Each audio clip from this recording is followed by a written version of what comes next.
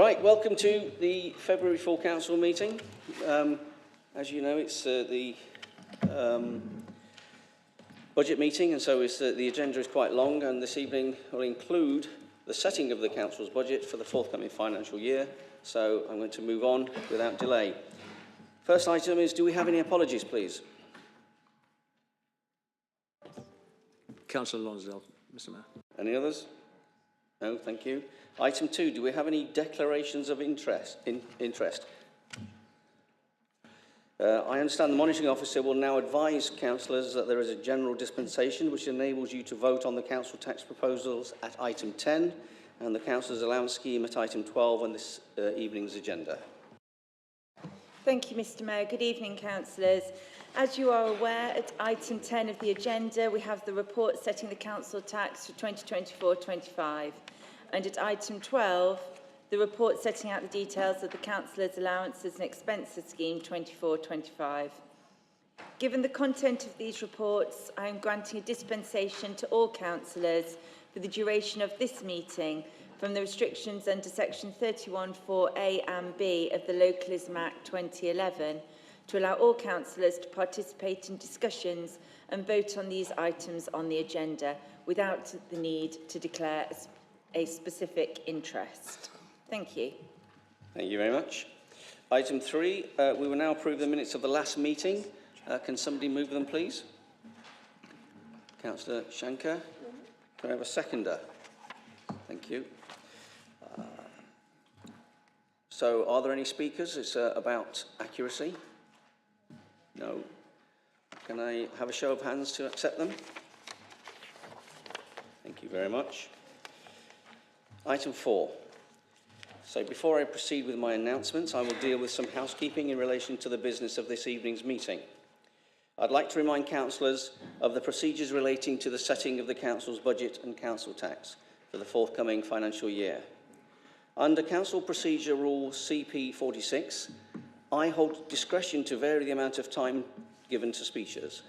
As it is the usual custom and practice for this meeting, the minute relating to the budget will be moved by a member of the Council Cabinet who is able to speak for an unlimited period under our normal rules of procedure. I then intend to allow discretion for the leaders or nominated spokespeople for each group to speak for longer than 5 minutes in response. However, I'd encourage all speeches to be limited to no more than 10 minutes each, given the amount of business we have to consider. Once the initial responses have been heard, the normal rules of debate will apply and speeches will be limited to 5 minutes. I'm aware that several amendments have been submitted to Democratic Services in advance of this meeting. To ensure that every group has equal opportunity to have their amendments considered, I intend to take one speaker from each group in order of size. During the substantive debate, I also intend to allow any leaders or spokespeople who speak initially to speak again should they wish to move an amendment. I'd like to remind councillors that under Council Procedure Rule CP 72B, and as required by legislation, all votes relating to the setting of the council's budget and council tax presets will be recorded in the minutes. This includes any amendments and votes on the substantive motions. I will invite an officer to conduct a recorded vote in the usual manner when required. Civic engagements. Since our last meeting, it has been another busy period of engagements for both myself and the Deputy Mayor. I was particularly pleased to attend the reopening of the Museum of Making at the end of January following the damage by Storm Babette. It was also a privilege to participate in a series of events to commemorate Holocaust Memorial Day and reflect on the terrible legacy of both the Holocaust and other genocides. On Sunday the 28th of January, I enjoyed attending the England Hockey Super Sixes event at Derby Arena, which was the very first time the city had hosted the National Indoor Hockey Finals. I was honoured to present the trophies to the winning sides. Earlier this month, I was proud to host a civic reception to appoint the Mayor's Cadets from each of the branches of the Armed Forces. These young people will accompany and assist the Mayor at engagements with a military connection over the next 12 months. I'd like to congratulate Corporal Isla Winson-Yates, representing the Air Cadets, Corporal Matthew Brown, representing the Air Cadets, Able Cadet James Kenworthy, representing the Sea Cadets. Ordinary Cadet Luca Toma, representing Sea Cadets. Corporal Matus, can't pronounce his surname. Wojtkiewicz, representing the Army Cadets. And Corporal Bruno Cecchio, representing the Army Cadets. I'd like to thank Councillor Lindsay, the Armed Forces champion who helped identify the cadets as part of his role. Last weekend, the Deputy Mayor attended a prayer vigil at Derby Cathedral to mark the second anniversary of the outbreak of war in Ukraine. I'm sure you'll all join me in wishing for a peaceful resolution to that conflict, as well as others around the world. I would also like to take the opportunity to congratulate the Derby Youth Alliance, who, alongside Community Action Derby and the Voices in Action Youth Council, have been nominated for the National Crime Breeds Award. Councillors will recall that at our November meeting, we watched a video produced by the Youth Alliance and starring our very own Youth Mayor, which highlighted the impact of violence and misogyny towards women and girls. Congratulations on this fantastic achievement. Good luck for when the results are announced next month at a ceremony in London. I'd also like to congratulate colleagues at Derby City Council for their nominations to the LGC Awards 2024, which recognise innovation in local government. The Council has been nominated in the Campaign for the Year category for Destination Derby, which helped secure the home of the Great British Railways in the city, in the Diversity and Inclusion category for the Derby Health Inequalities Partnership, and in the Innovation category for the Council's early adoption of AI to enhance community engagement. Well done to everyone involved. Before we move on, the more sombre news, I'd like to encourage all councillors to support my next charity event on behalf of Jericho House and Parental Alienation Awareness. On Wednesday, the 3rd of April, I'll be spending a night in the Derby Jail. The more you donate, who said yay? Good, that sounds like a contribution there already. The more you donate, the more you donate, the longer I'll be locked up. So get your debit cards out.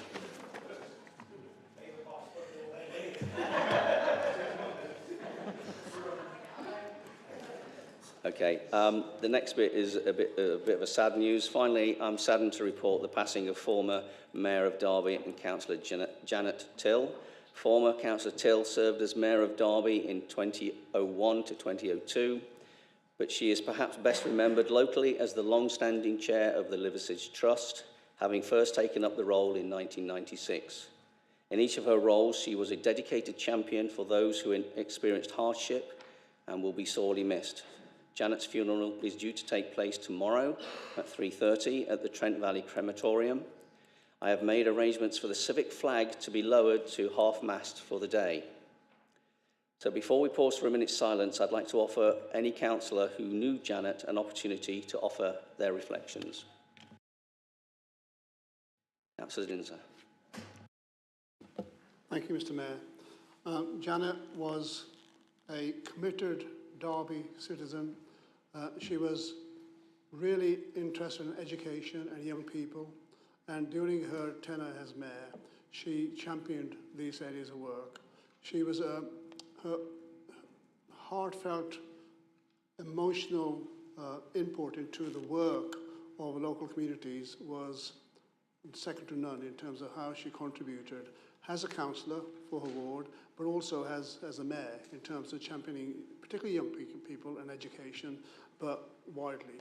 She was a cheerful and happy-faced mayor who produced that happiness and joy for wherever she went. She will be very sadly missed by the Labour group and the Labour movement because she contributed before and after her tenure as a councillor in trying to progress equality and furthering the aims of our communities in Derby. Thank you, Councillor Shiraz. Khan, sorry. Thank you, Mr. Mayor. I had the pleasure of knowing Janet long before she became a councillor, and as a person, she was absolutely wonderful, fair to the point that nobody ever, in my opinion, or rather in my presence, ever questioned her integrity, honesty, or dignity. I believe that she served the City of Derby well as a councillor and was excellent as a mayor. And I also had the opportunity of working with her at the Liverseas Trust, where she chaired the meetings fairly and with a lot of humour. I feel sorry for her daughter, who I know well as well, and hopefully they will get over this. But suffice to say that they will miss her, as I believe anybody who knew Janet will miss her as well. She was a very infectious person in that sense, that once met, never forgotten. And I believe that anybody and everybody will be saddened to hear of her death. And hopefully those of us who can will attend her funeral. Thank you.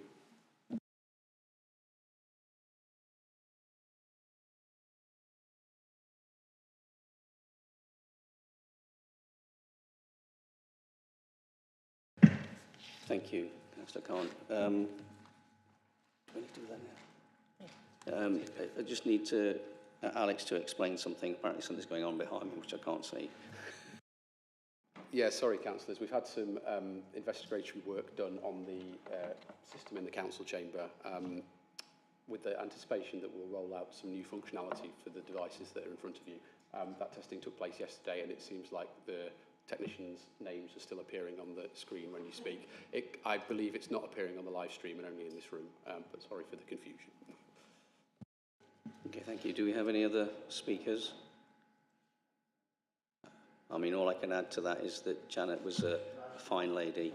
She was a really good councillor, and I mean, she served this council and the people in Derby very well, and I remember her very fondly. So, if you can all stand, I'm going to do a minute's silence.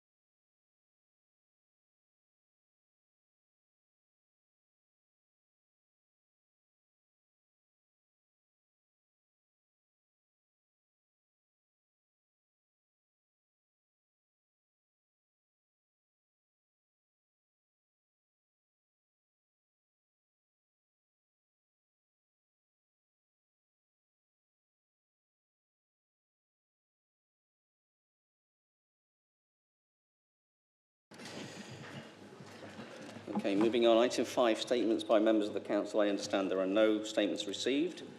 So then we'll move on to item 6, questions from the members of public. We have 3 questions.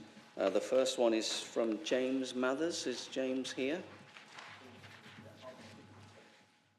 So, yes, he's right. Do you have a supplement? Oh, you're speaking up. Okay, that's fine. Do you have a supplementary to the answer, please?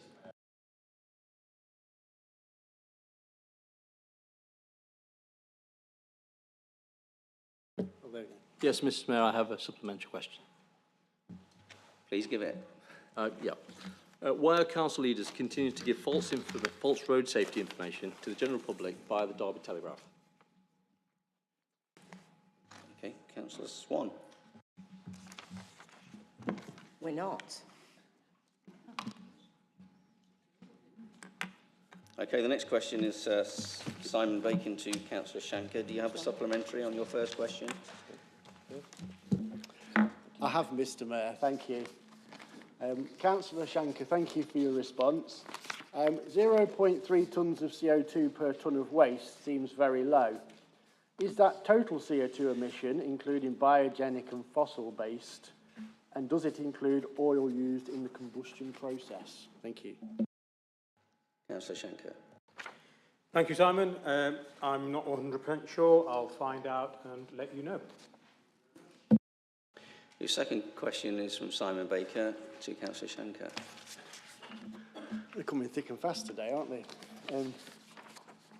Thank you, Councillor Shanker, for your response in relation to the the procurement time frame for the waste treatment facility on Sinfin Lane. Could you tell me why I've had to come to full council to find this list out? As you know, we both engage regularly with each other, but you've never come forward with that information previously. Thank you. Councillor Shanker.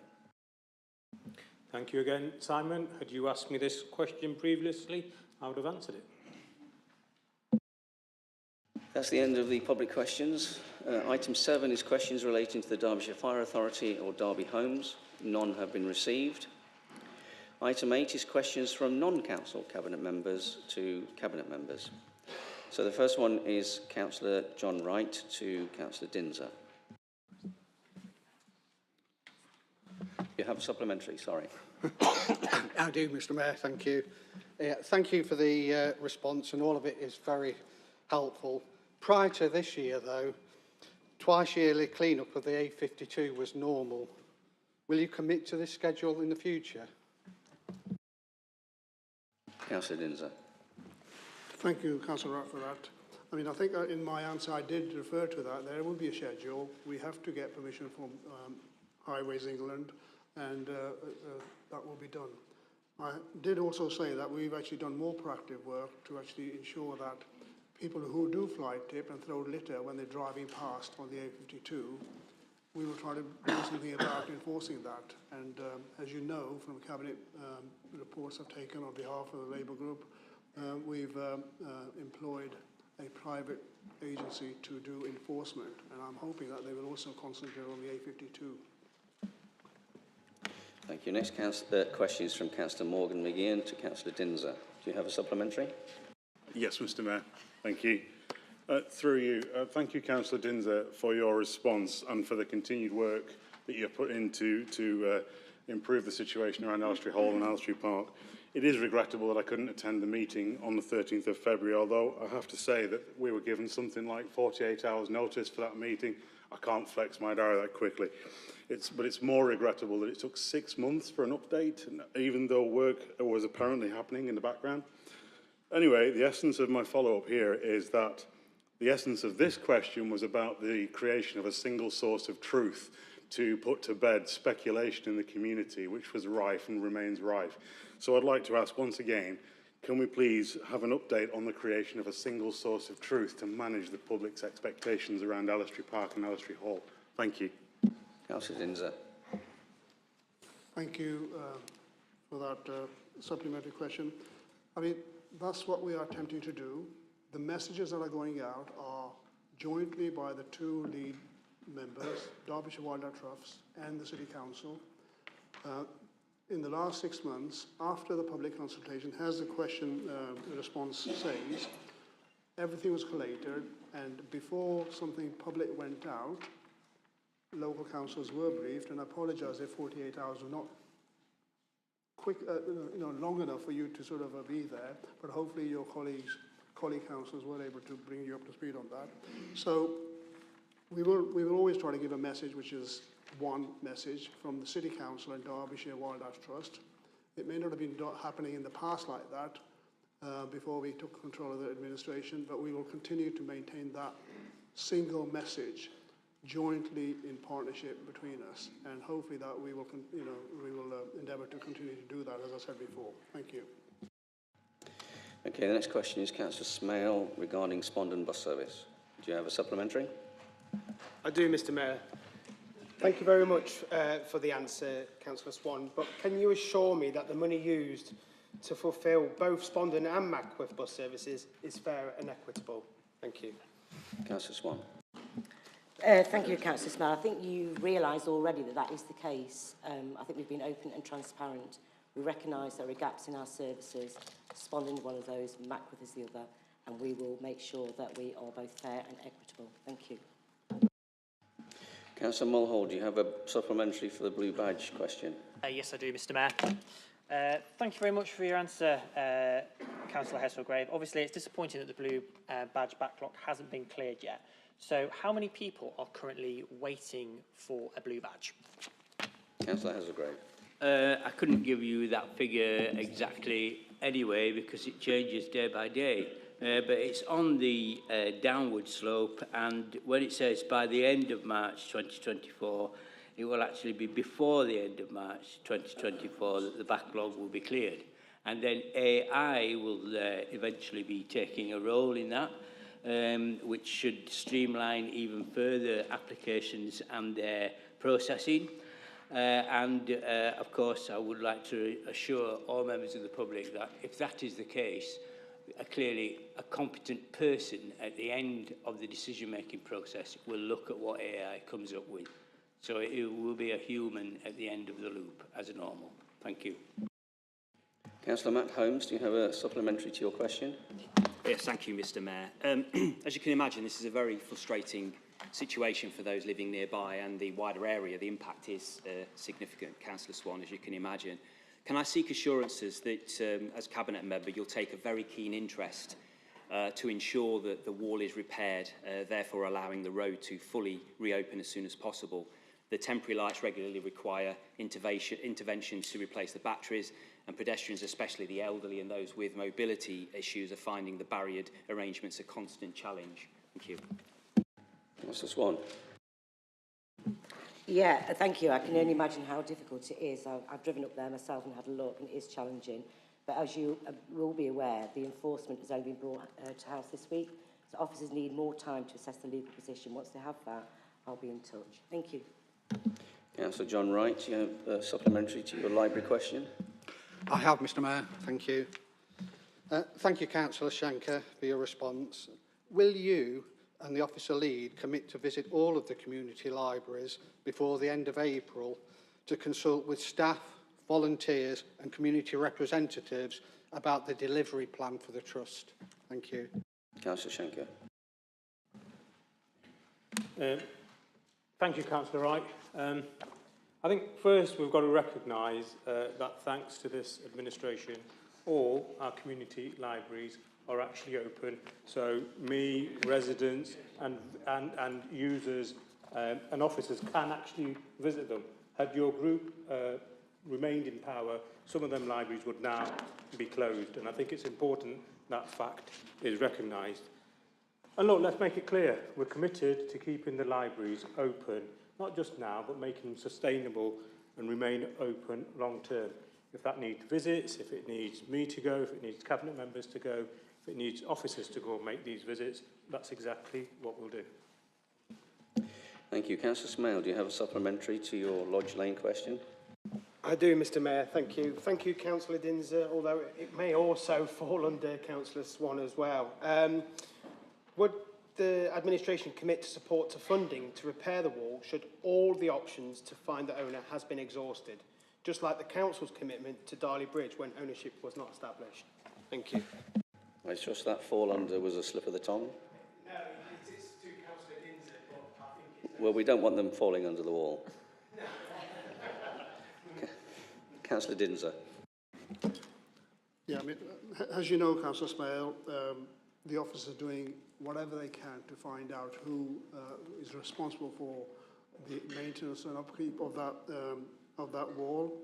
And if all other avenues are exhausted, and as you must appreciate, we must do that because we end up being the last resort.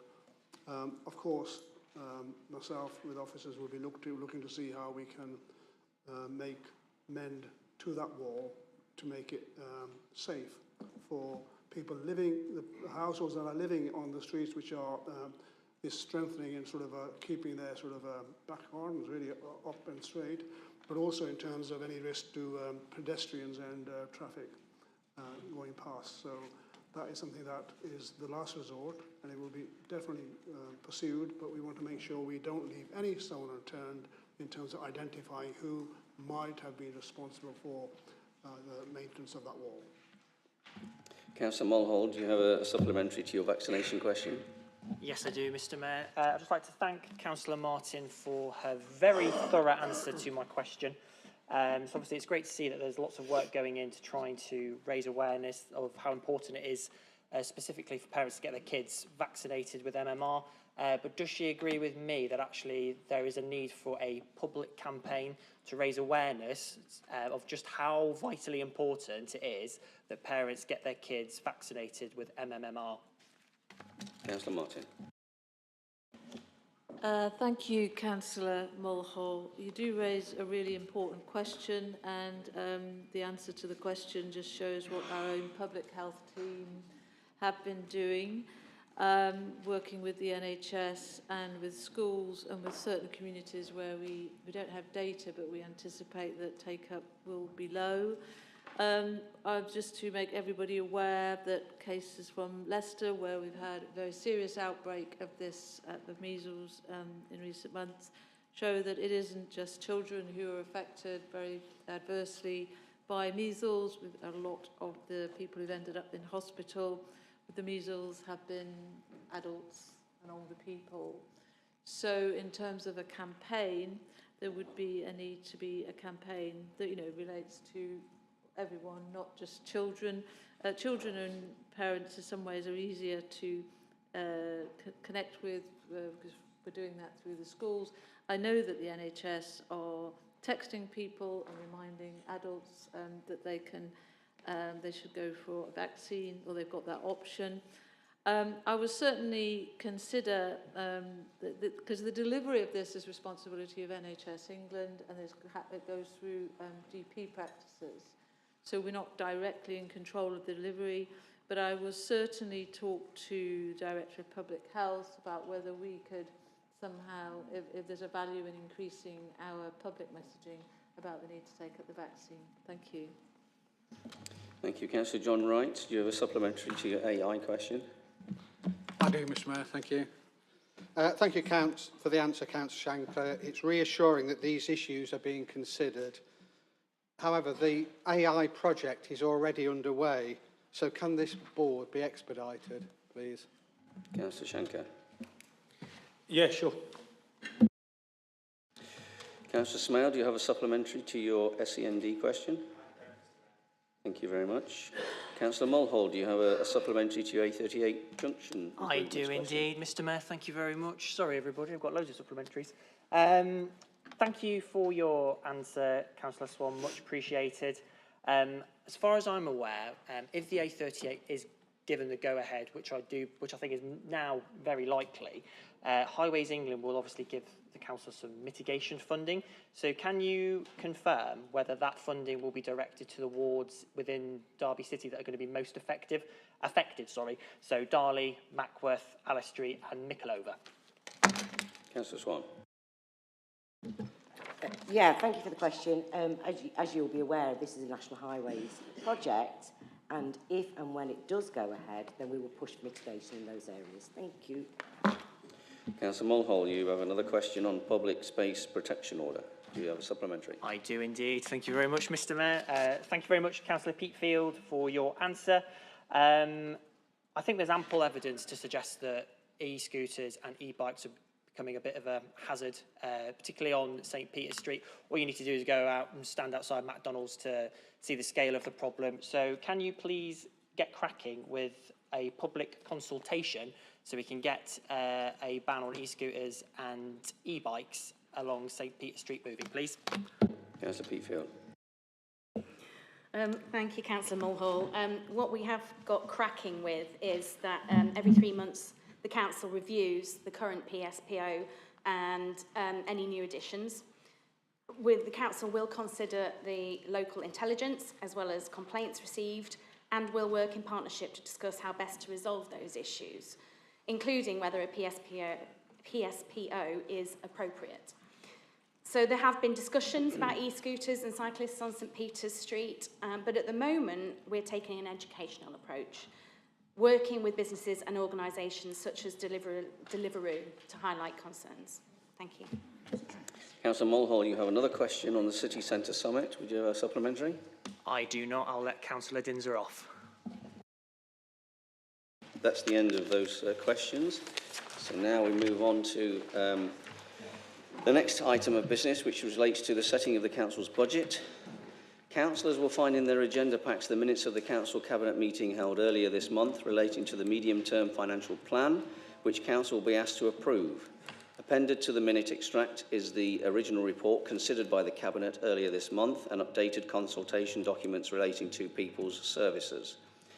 As you are already aware, the mover of the motion is not time limited, and I understand Councillor Shanker intends to move the minutes of the Cabinet. Group leaders will then be allowed unlimited time to respond before any amendments are dealt with sequentially, following the process I outlined earlier. Councillor Shanker, as both the Leader of the Council and the Cabinet member with responsibility for finance, will you move the minute, please?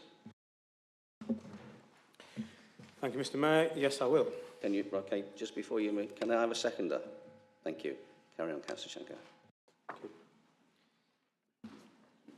We were proud to be proposing a responsible, balanced, medium-term financial plan for 24-25.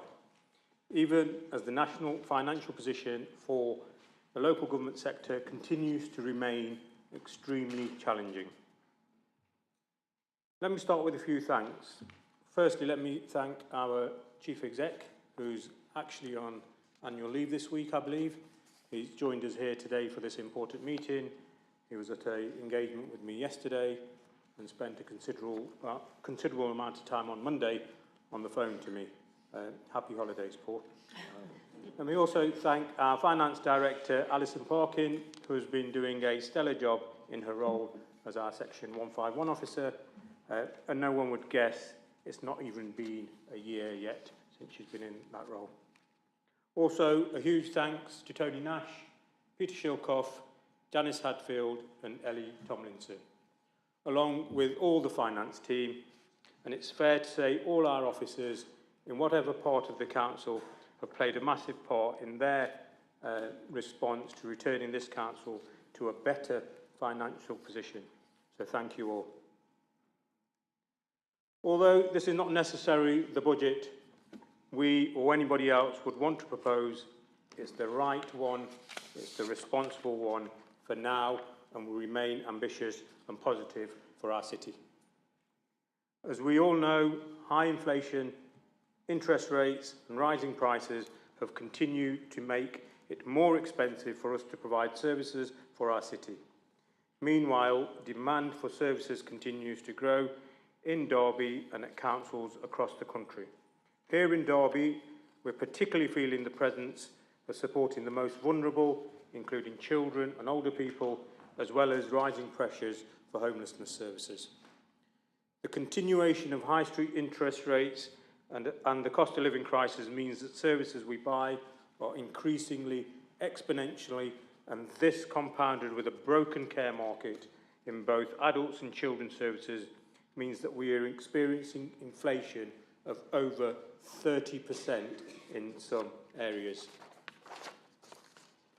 Societal and economic shocks of the COVID pandemic, energy and food price increases exacerbated by the war in Ukraine, high interest rates and soaring inflation have pushed a growing number of local authorities to the edge in terms of their financial sustainability. Several councils, including our neighbours in Nottingham, have had to make a Section 114 declaration, meaning they are unable to set a balanced budget and require government intervention. We also know the position at Derbyshire County Council also remains very desperate, and their use of reserves has been unprecedented. Thankfully, we are not facing that prospect this year, but without reform of national funding, the risk remains for future years. Looking ahead at 25, 26 and beyond, reductions and changes will be required for the council to deliver its services. Massive reductions in government funding since 2010 have left us and other councils less resilient to economic shocks and rising demands, with Derby and the wider local government sector being forced to put precious resources into extensive lobbying for funding reform. The LGA, the Local Government Association, have recently reported a £6 billion funding shortfall for the sector. The Council has delivered the legal requirement of setting a balanced budget despite having delivered over £226 million of savings since 2010, with a further 8 million proposed as part of this balanced budget. The funding uplift announced by government assumed that all councils would increase their council tax bills by the maximum allowed in 24-25. This means councils are again left facing the difficult choice about raising bills to bring in desperately needed funding.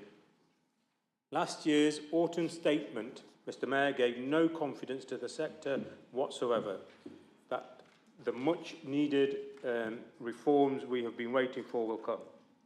The Chancellor announced even more pressure will be applied to the public sector with a target of 0.5% annual productivity improvements, and the LGA responded to the autumn statement by saying, the settlement does not provide enough funding to meet the severe cost and demand pressures which have left councils of all political colours and types warning of the serious challenges they face to set balanced budgets next year. It is therefore unthinkable that government has not provided desperately needed new funding to local services in 24-25. Although councils are working hard to reduce costs, where possible, this means the local services our communities rely on every day will now be exposed to further cuts. Here in Derby, since 2010, this council has had to fund £211 million worth of pressures, despite revenue support grant reducing from £75 million per annum in 13-14 when it was first introduced, just below £16 million for the next year, a massive 78% reduction. This means the cumulative effect of loss of funding into Derby of around £1 billion since 2010. And this means that we have no choice but to fill those funding gaps from levying taxes on our citizens and our businesses. This budget also focuses on making services efficient, using improved technology to improve what we provide, or ensure we provide value for money services. We're also investing around £25 million into new services, of which around £12 million is in frontline care services. This will mean we will spend nearly £200 million on these services next year.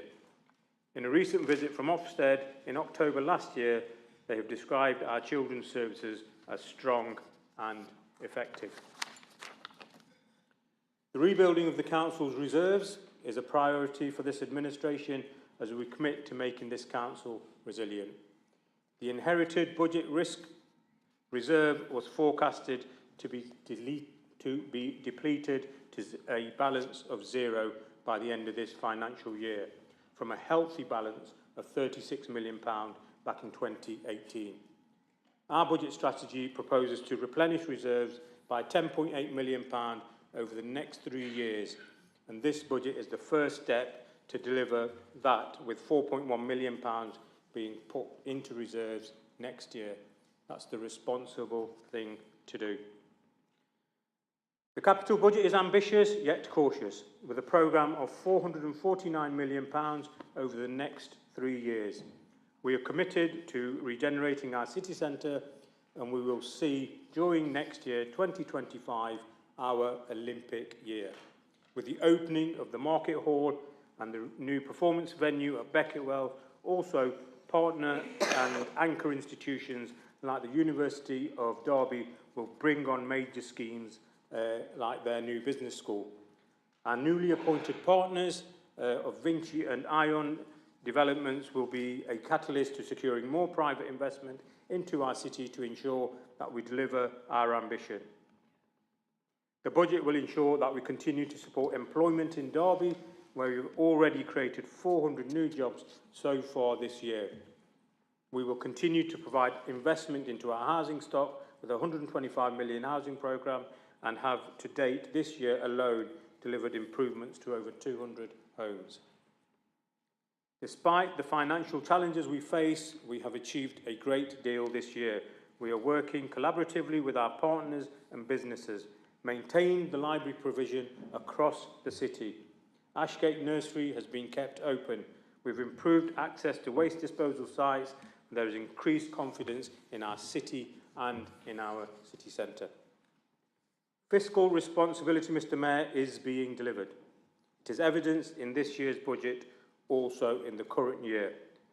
The budget also comes on the back of a reduction in the forecast overspend through the dedication and ongoing work of council officers throughout this council. In-year overspends have been reduced by over £4 million.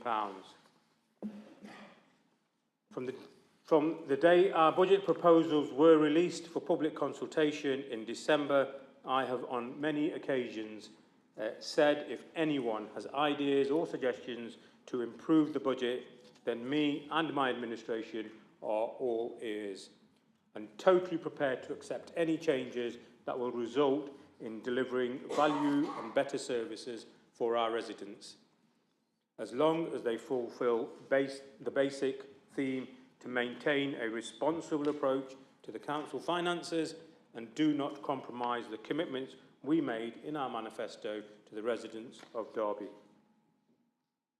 The first approach I had was from Councillor Ingle on behalf of the independents, or should I say the Inglependents, and that was to increase the capital spend on parks.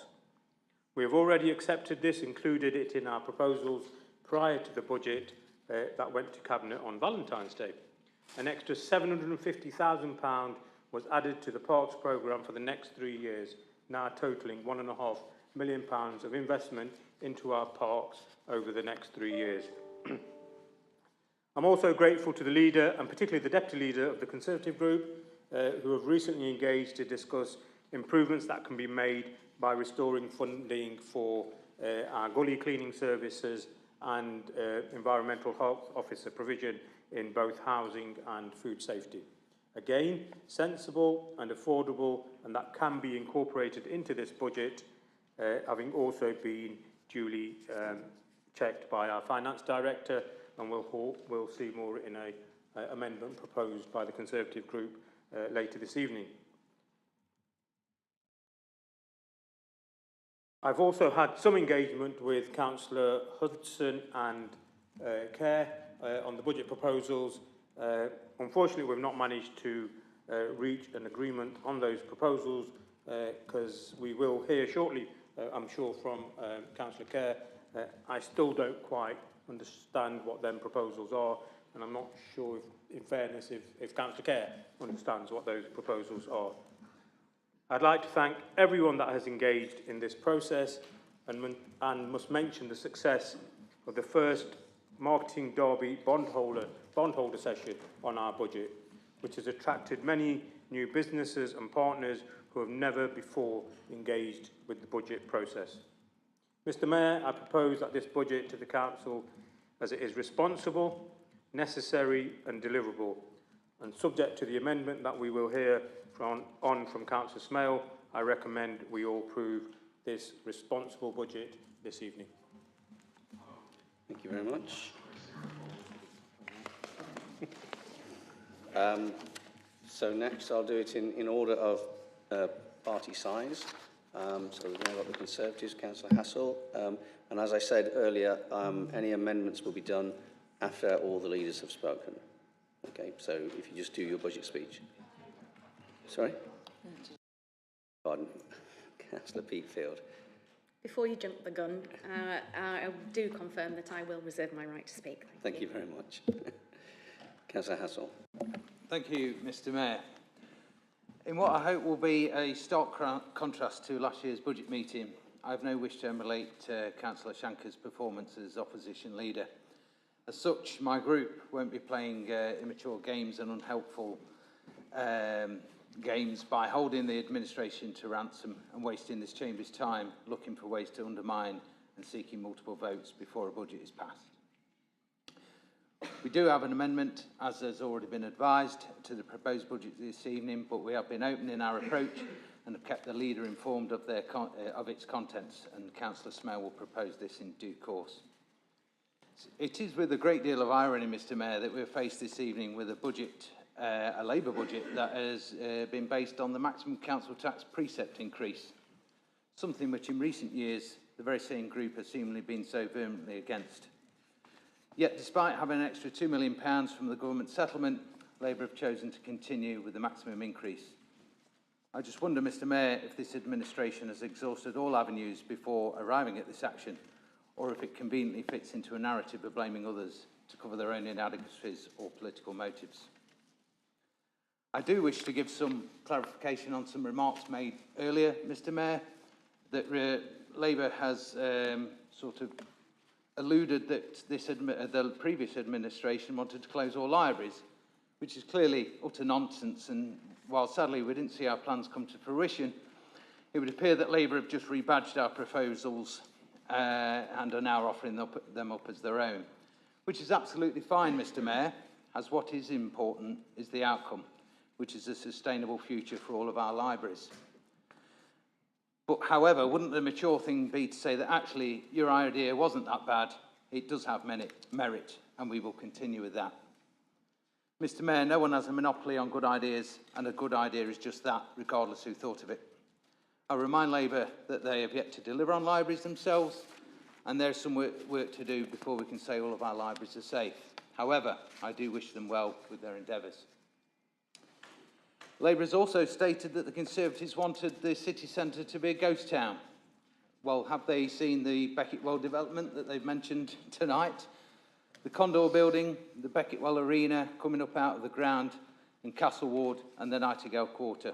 And, as also mentioned, the refurbishment of the Market Hall.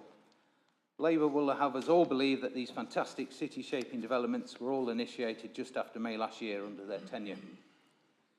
It may be, Mr Mayor, that Labour's Special Advisor Chris Williamson, who brought Westfield to Derby, which sadly sucked the life out of many areas of the city centre, may have contributed more to their narrative than they wish to admit. I'm fairly pragmatic, Mr Mayor, about who gets credit for what, and I fully understand the volatile nature of politics and how one party can ultimately deliver on an opposing party's projects. That is politics, and while I do not seek it or expect any credit from Labour on any of the many positive policies and developments we initiated, they should not insult ours and the public's intelligence by spreading untruths, which ultimately says more about their level of politics than our track record. For a moment, Mr Mayor, just consider what could be achieved by this authority if taking credit and apportioning blame was not the motive by the controlling administration, which currently may have control of the council, but not of this chamber. Mr Mayor, within this budget there are several areas of concern I wish to highlight. Firstly, Ashgate Nursery, as has already been mentioned, which is still operating at a huge budgetary deficit, which we have yet to see anything close to a decision or plan on in this matter, merely just lip service. But let us remember the potential impact this could have on other schools and nurseries across the city if this issue is not dealt with, a subject, I might add, Mr Mayor, that is not addressed within this budget.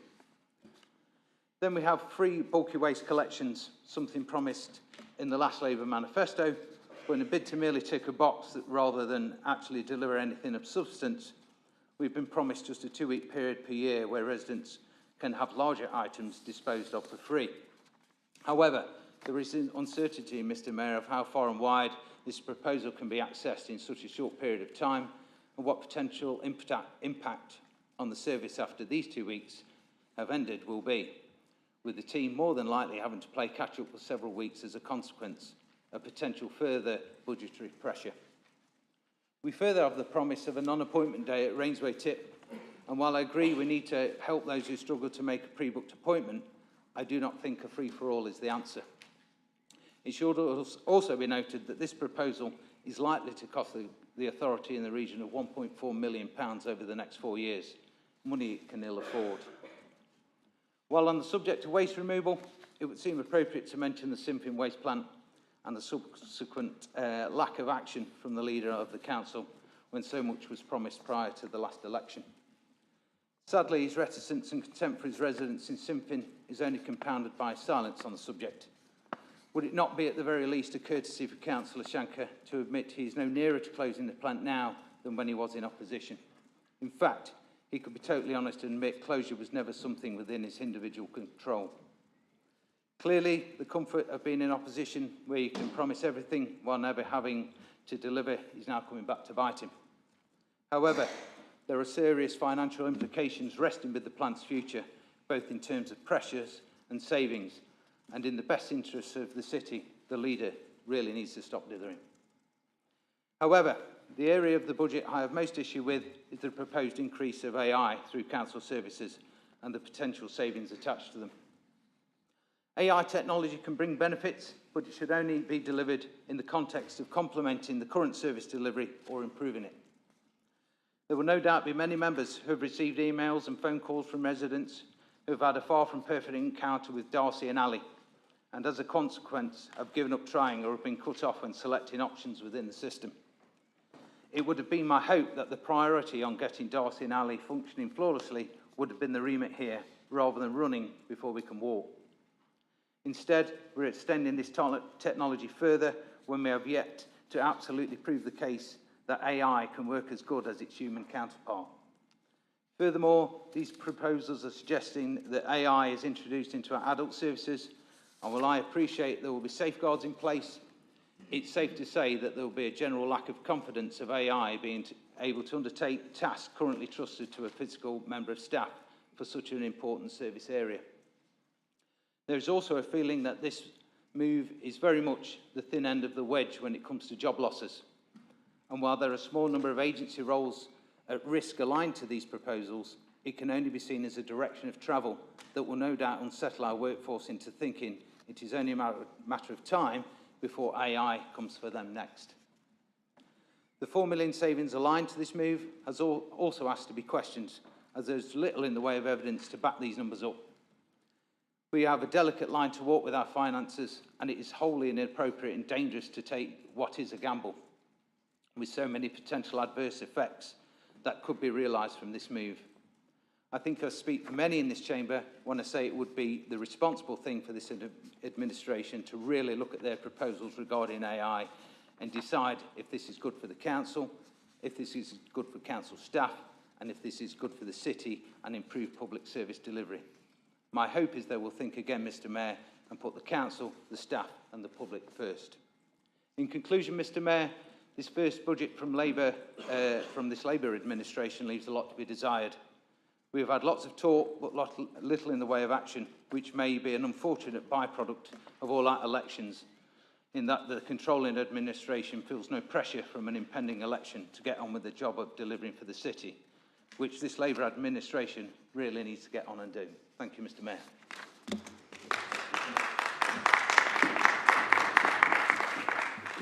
Thank you very much. We'll now go to the next largest party. That's Councillor Prosser. Thank you, Mr Mayor. Paul Simpson said to me over a year ago, council tax will have to go up by the maximum again, and I know you're probably not happy with that. But what would you have us do? My answer to him then is the same as my response to this budget. Show us you're serious about sorting this out. This council overspends and underperforms massively, particularly in social care and huge capital projects. Get a grip on the social care budgets, control the spending on the capital projects better, and you will free up millions which will work towards resolving this council's problems. Instead, the last year has seen vital public services slashed and all but destroyed in an attempt to save money. Services that were already at breaking point are now simply not fit for purpose. Whether it's mowing the grass, emptying the street bins, caring for the parks, or simply answering the telephones, this council is simply not functioning. Even small community projects agreed years ago have been silently cancelled, including the completion of the Elveston Precinct works budgeted at £750,000. This leaves the area looking derelict and the pavements in a hazardous state. Every service that doesn't function, every waiting list, every pothole not dealt with swiftly costs the council extra money due to the inefficiencies created. It is a false economy. Meanwhile, the debt increases as we pour huge sums of money into pet projects, and our social care budgets continue to underperform and overspend. Worse than that, we're now stuffing more money into an unknown, unproven IT project, which governments and councils all have a very bad track record with. As an IT consultant with decades of experience, let me tell you straight, It is an extremely risky strategy, and at the end of it, if successful, we will have removed many needed jobs in this city. And if it's not successful, we will have twice the work to do with half the budget and no staff. Sometimes it feels like I'm from another planet, and I know that some of you think I am. But the priority of this council is to serve the public, and right now, with this budget, it's not happening. Thank you. Thank you. The next party, Councillor Atwell. Thank you, Mr. Mayor. I won't have a go at your book. I think you're doing a fantastic job. Thank you. Due to government funding and reductions and inflation recently, the budget is going to be very tight, as we all know, as it is for most councils up and down the UK. This budget in front of us only works because of hope for AI bringing in mega savings in this council. There is no plan B if artificial intelligence doesn't deliver. Lib Dems have picked up on this issue, the lack of a plan B, as our theme for amendments to come later to this debate. Thank you, Mr. Mayor. Thank you, Councillor Atwell. Next one is Councillor Ingle. Councillor Ingle doesn't wish to speak. Okay, so, right, I'm now going to go to Councillor Hassel. Do you have any amendment? Sorry, no, Councillor Hassel, do you particularly have an amendment? No, okay. Councillor Prosser, do you particularly have an amendment? Councillor Atwell, do you have an amendment? Right, okay, so now we'll go to your party's first amendment. Councillor Smale. Thank you, Mr. Mayor. First of all, I just want to thank Councillor Shanker for discussing this amendment with me, as well with Alison, our Section 151 officer. Understand, obviously, the budget is a tight situation to be in. Obviously, myself, having delivered the last two, I sympathise with all the work that's gone in the background to deliver this. But this amendment, Mr. Mayor, is threefold, really, but I've combined it into one amendment. The first part of the amendment is capital purchase of a gully cleaner. I think it is well documented, obviously, after... Councillor Smale? Yes. Can you just wait a moment while Jodie hands out copies of the amendment? I can indeed.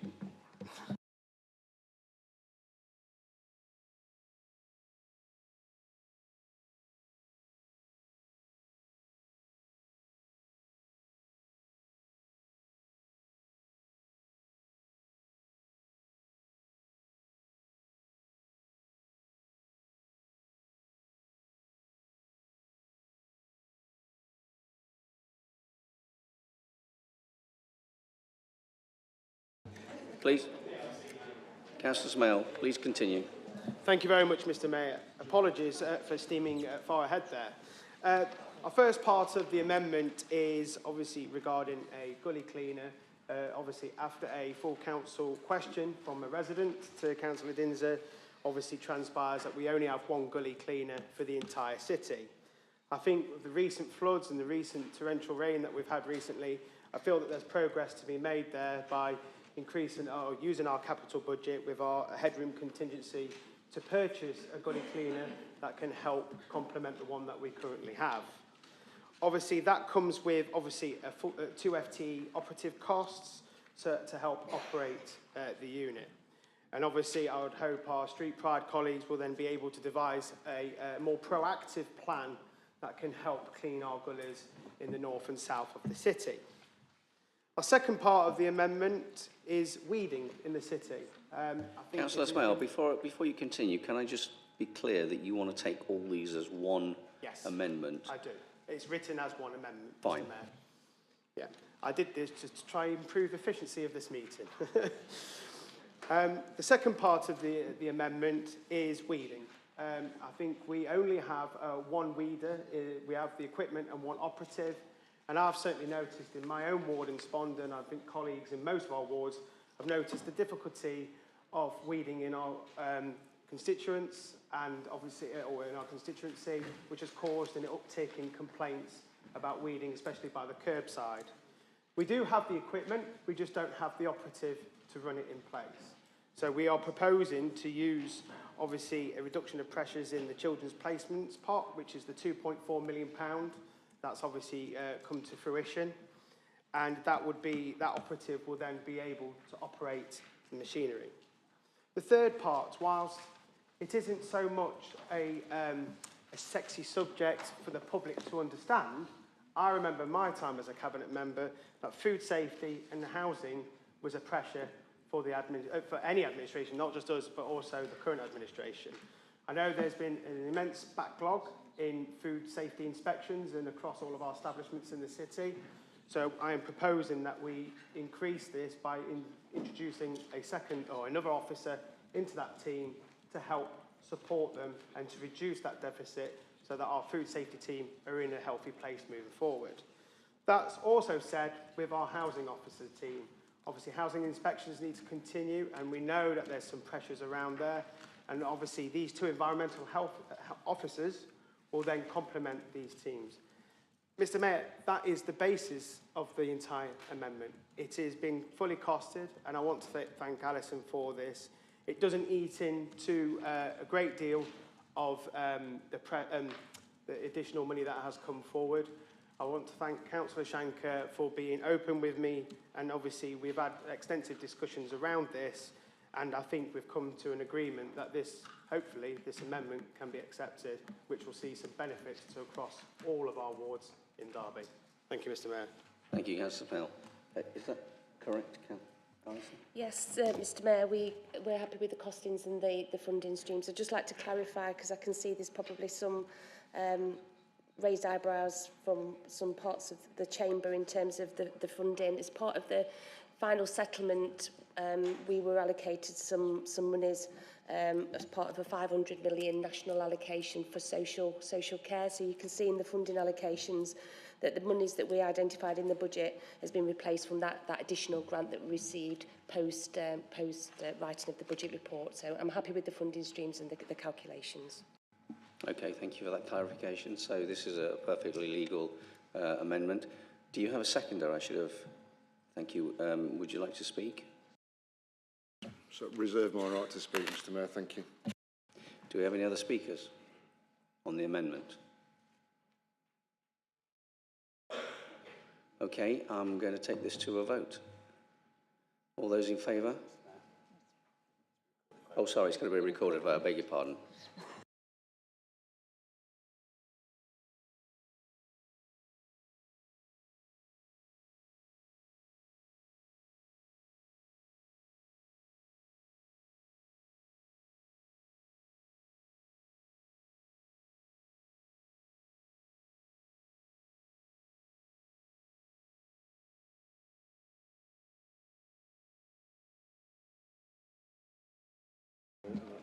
Apologies, councillors. When I read your name, will you please indicate whether you are for or against the amendment as it is printed on the forms that have been circulated in the council chamber? Firstly, Councillor Amin, please. Councillor Ashby. Councillor Adwell. Councillor Bolton. Councillor Bonser. Councillor Kerr. Councillor Chambers. Before you carry on, there seems to be some noise. Can we find it? It's a record. It's a delayed sound of this meeting. Okay. Is someone watching on YouTube as well? Are they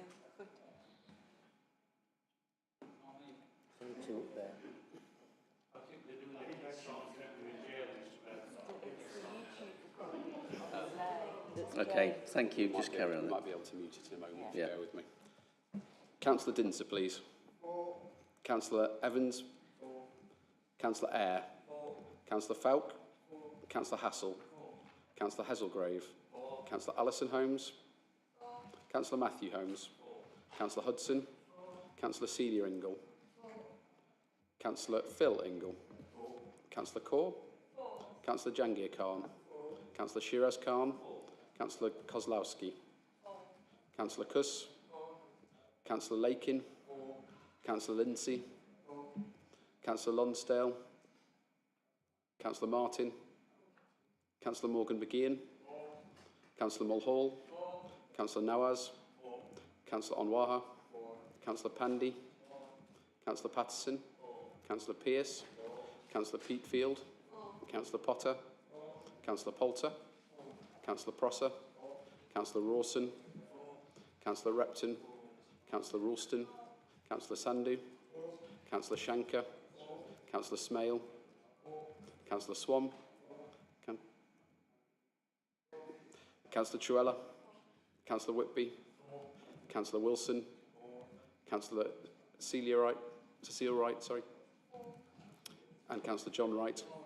And the Mayor, Councillor Graves. Thank you, Mr. Mayor. Vote is carried.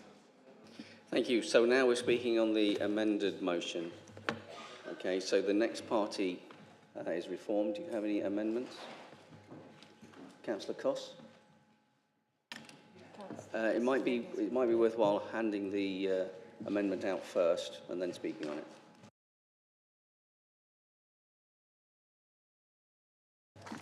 Do I have a seconder? Here we have some. I'll second Mayor, it, could you pass Mr. those Mayor. on? Yeah, thanks.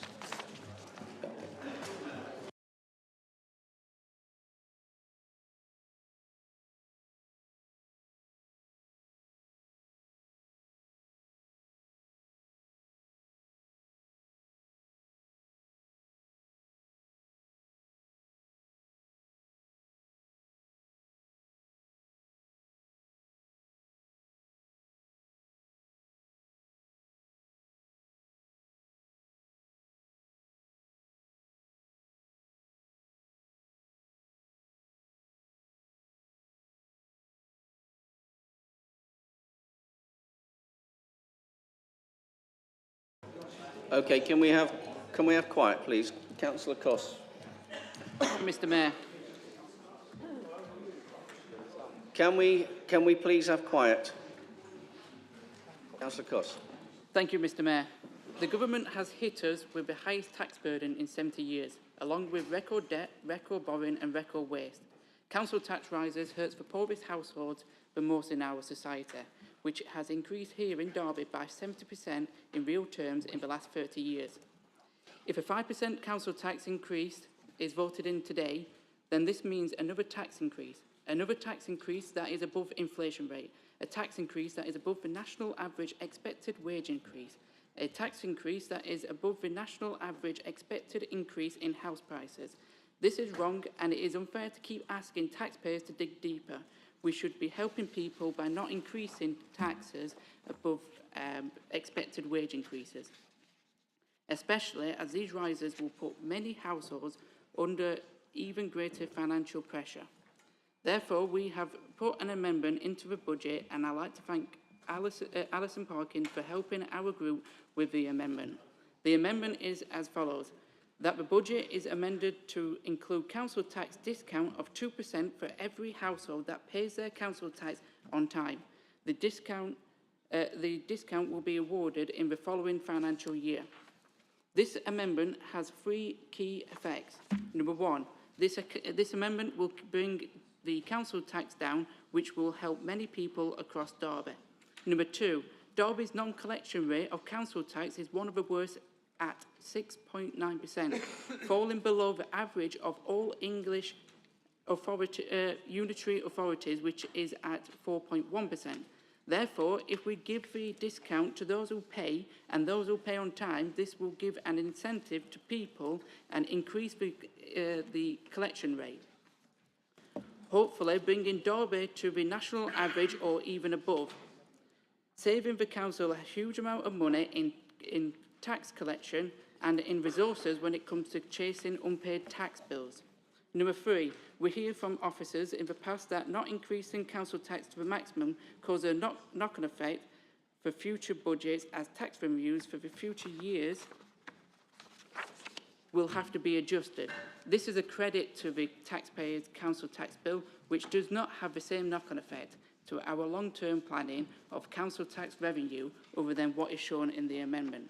I conclude by hoping that the Chamber will vote for this reduction in council tax, which again will help so many people across Derby and help by creating an incentive to give people to pay their council tax on time, and which will save the council a lot of money and resources. Thank you. Yeah. Just wait for Alison to sit down. Alison, can you just confirm that this is a legitimate amendment? Thank you, Mr. Mayor. So this amendment proposes the reduction of the replenishment of reserves. Appendix 7 of the budget report contains my assessment as Section 151 Officer of the Council of the robustness of the estimates contained within the budget and the adequacy of the reserves. This is a requirement of Section 25 of the Local Government Act 2003.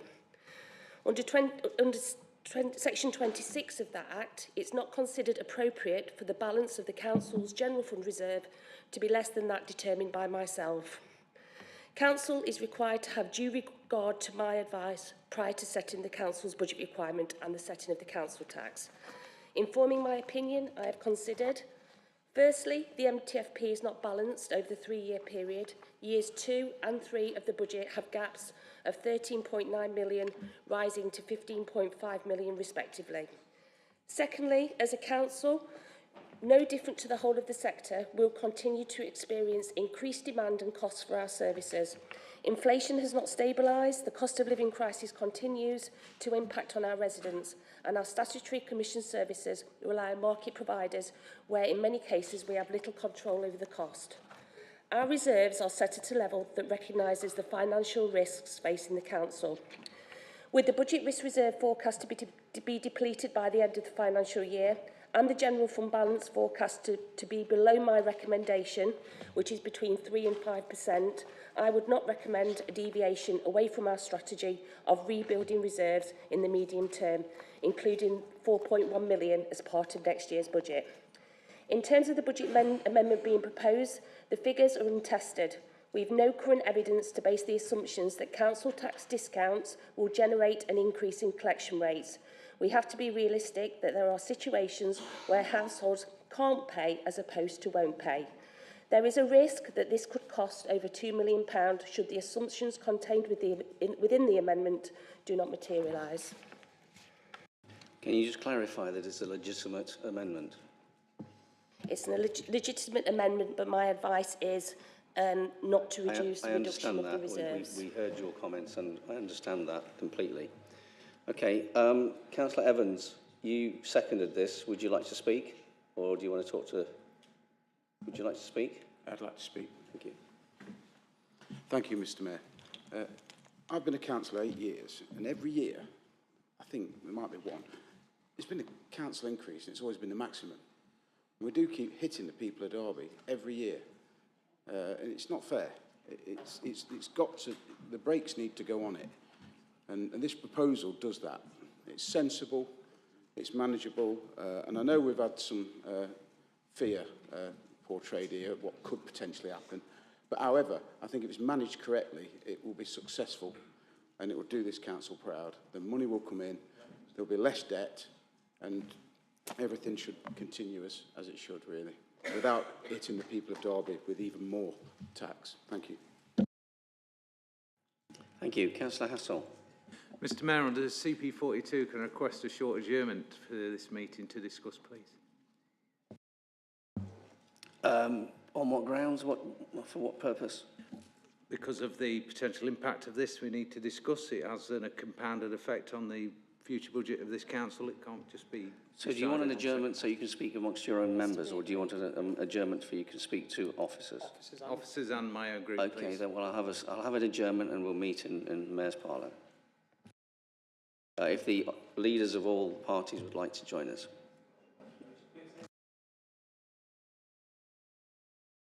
I thought I could just do that. Okay. Apparently I need a vote. All those in favour of an adjournment? All those against? Okay, the meeting's adjourned.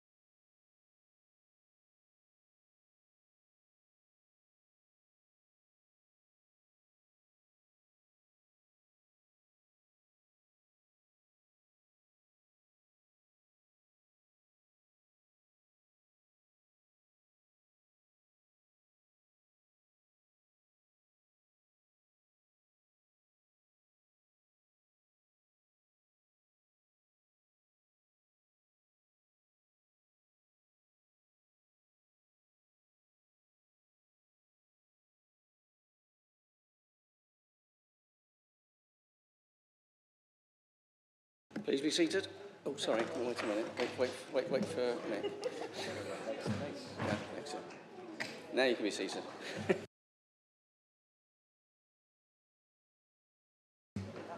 Okay, Councillor Hassel, I assume that you're satisfied now. Do we have any more speakers?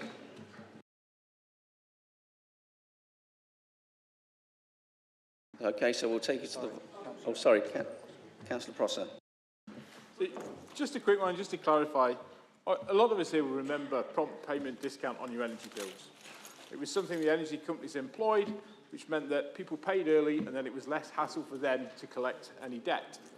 Because they knew who was paying, and it was... I was certainly one of those that used to pay early. They then removed it if you didn't pay by direct debit and everything went to pot. But for the council, this would really benefit in the early collection of finances. It would help the financial flow. And because it's a discount applied in arrears, it does not have the cumulative effect of a regular council tax reduction. So from that point of view, it's something different, but something positive to encourage people to pay fast, to move the council's finances in a much quicker direction, and to really help the local population with a reduction in their council tax. Thank you. Any other speakers? Councillor Shanker. Thank you, Mr Mayor, and thank you, Conservative Group, for asking for that short adjournment to get some clarity. Although you appear to cut the Section 151 officer off slightly earlier than she had finished speaking. I think the clear guidance is the Section 151 officer is for the advice that this is a legitimate motion to bring here, or an amendment, should I say, but it's not one that the Section 151 officer supports. Councillor Shanker, I'll just tell you this once. Yeah, sure. The Section 151 officer spoke exactly what she wanted to speak. She had it all written down, and she spoke in full. I did not cut her off at all. If you'd like to carry on, carry on. The video will prove that, but that's fine. As I said at the beginning, this is a responsible budget. Doing something which we've got clarity from in the adjournment and just made clear again by Councillor Prosser, this is something that hasn't been tried anywhere. It's not been tested anywhere. There's no predictions of increased council tax revenues earlier or later. The concept that this has no cumulative impact is absolutely nonsense. It might not have an impact from year one, but the cumulative impact will start from year two, and then that will continue into year 3, 4, 5, 6, forever. It's not the responsible thing to do. It's very irresponsible, in my view, and it doesn't give any benefit to the council taxpayers of this city. If you wanted to engage, as I've been saying for months now, in the budget process, you've had more than ample time to do that. We could have looked at this in more detail rather than rushing it through a meeting like this. But the simple fact is there is no evidence of this being used anywhere else. There's no evidence of this being put into practice and what impact that would have. So I'd urge every member of this chamber to reject this amendment. Do I have any other speakers? Okay, we'll then go through the vote as per normal.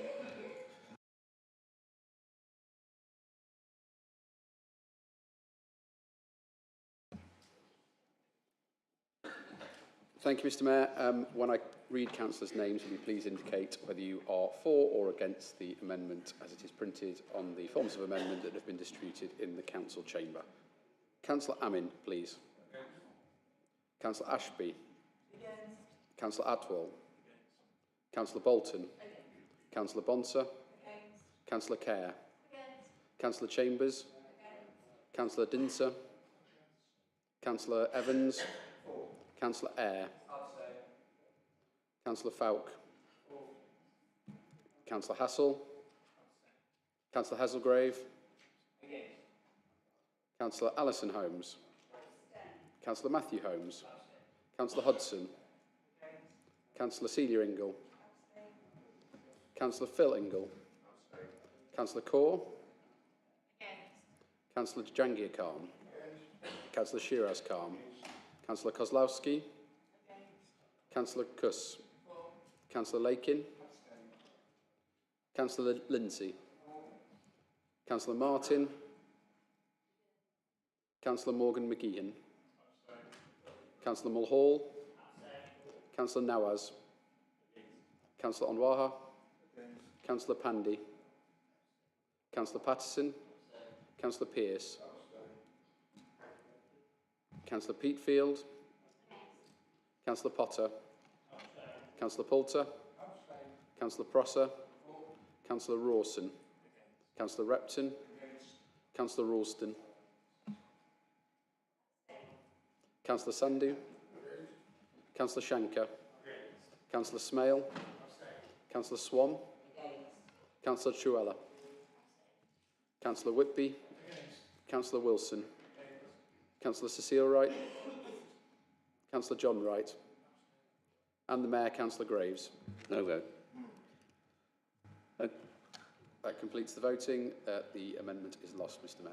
Okay, that amendment was lost to the amended motion. So we now then move on to the Liberal Democrats. Do you have would you like to speak and have an amendment? Mr. Mayor, I have been lent on.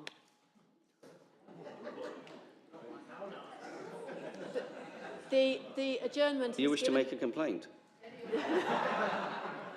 Figuratively, the adjournment gave time for additional opportunities for people to talk about our proposals, and while I'm assured that they have got significant merit to at least some groups, it is felt that there is not sufficient detail and background and a not fully worked up plan to support all the work that we have done and officers have done towards putting together some amendments. So I'd like to either speak specifically on where we are now or let somebody else who may be earlier in the queue to do so. This is your budget speech. Okay. Thank you, Mr. Mayor. This is now my budget speech. The budget, as other people have said, the budget has been predicated on artificial intelligence coming forward as being a solution for the really challenging situation that this, like many other councils, find themselves in. And when the budget went to scrutiny and when it was being discussed there and when we had a briefing on it, the message that comes back is that if the expectations of artificial intelligence do not deliver, there is no plan B. So it was the middle of January when the lack of plan B became apparent. And as a group, we started to say, well, we need a plan B. And plan B is, to be frank, not easy to find, because if it was easy to find, it would have been found.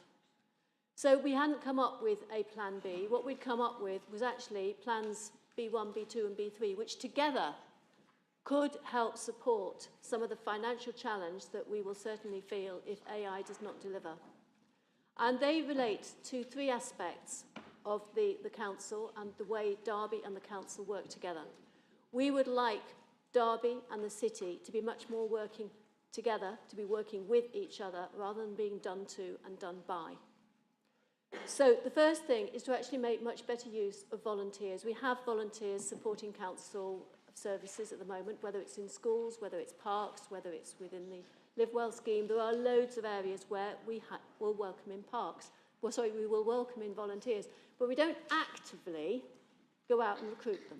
You can't go onto our website saying, here is ways that you can support the council, the services to the people of Derby, which would improve the services and support what we're doing, give more opportunity for people to engage with the council. There isn't that opportunity there. Looking to Derby Community Action to provide that isn't the same as us doing it ourselves. And our first proposal would be to actually raise the opportunity, raise the profile for volunteering to the council in the same way as people will volunteer within hospitals in Derby. The second thing we wanted to look at is the vision that we had nearly 5 years ago now to deliver on the climate emergency. We have an effective turbine outside the council house here. We could be putting one at the southern boundary of the city. It will generate power. We now have Smart Park nearby who may wish to take that power from us, which would be really nice because it would give them good value power. It would give us a secure income from that. We also have loads of solar panels on roofs, mostly owned by the council, but on council house roofs, council housing roofs. But things have moved on in the last 10 years since they were put up, and we could now be bringing in local energy clubs where people can buy energy from their neighbours with solar panels, and we could use that as a way to reduce energy demand, energy purchase into the city, and people could invest in renewable energy in the city. There's a project there waiting to be taken forward, one in which we could benefit from. And the third area is to continue with more energy on the things that have actually been slowly starting and need further development in terms of our commercial angle. Some councils have a really significant commercial arms where they provide services that people want, which don't come free, like leisure services don't come free, but which people could, if they wished, purchase from us as a trusted partner in the city, whether you're a business or whether you're a householder.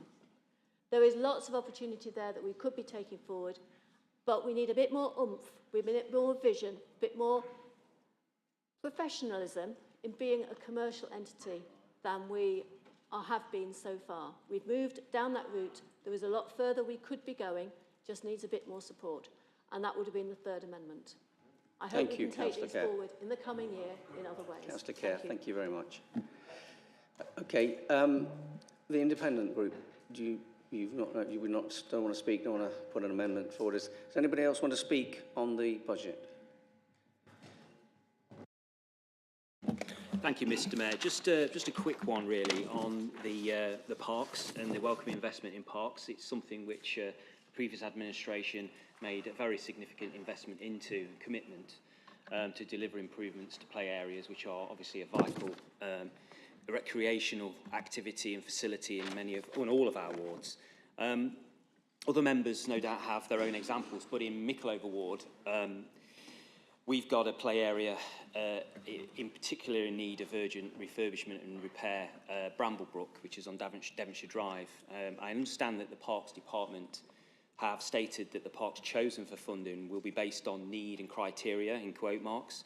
I don't want this issue to be political, far from it, but forgive me for being nervous about the selection of where and when this money is to be allocated. And really, I'm seeking assurances, either tonight or in overview and scrutiny and moving forward in various debates that we may have, that the condition of the facilities is the criteria and the need, rather than, for example, weighting deprivation index or even double weighting deprivation index, as has happened in the past in terms of funding allocations under a Labour administration. So, again, I would urge that welcome it, but obviously I think we need discussions in the relevant overview scrutiny commissions, and I would urge the administration to be open and transparent to ensure that we get our fair investment in our parks and our play areas across the city. Thank you. Councillor Martin. Thank you very much. I just as a point of information, really, I just wanted to make a very quick response to a comment that Councillor Hassel made about the use of AI and adult social care. I'm going to leave to one side the contempt that Councillor Prosser showed for a key service of this council, which works very hard against the odds to actually deliver for some of the most vulnerable people in our city, and has actually been performing better than many other councils, although it is true that when I took up the role, we did actually have to implement a whole series of improvement measures, which we've been doing over the year. That is a sort of journey, is the term that people use, and that's still in process. So we didn't inherit the best of situations, but we are making it better. But I would pay tribute to the people who work in that service. In relation to Councillor Hassel's point, I would say that I would share his concerns if I believed that the AI was going to be at the front line of delivering adult social care services. It is not. There is a plan to do a whole series of reviews of people's adult social care. That work has, again, been delayed. We should have done more of these reviews before now.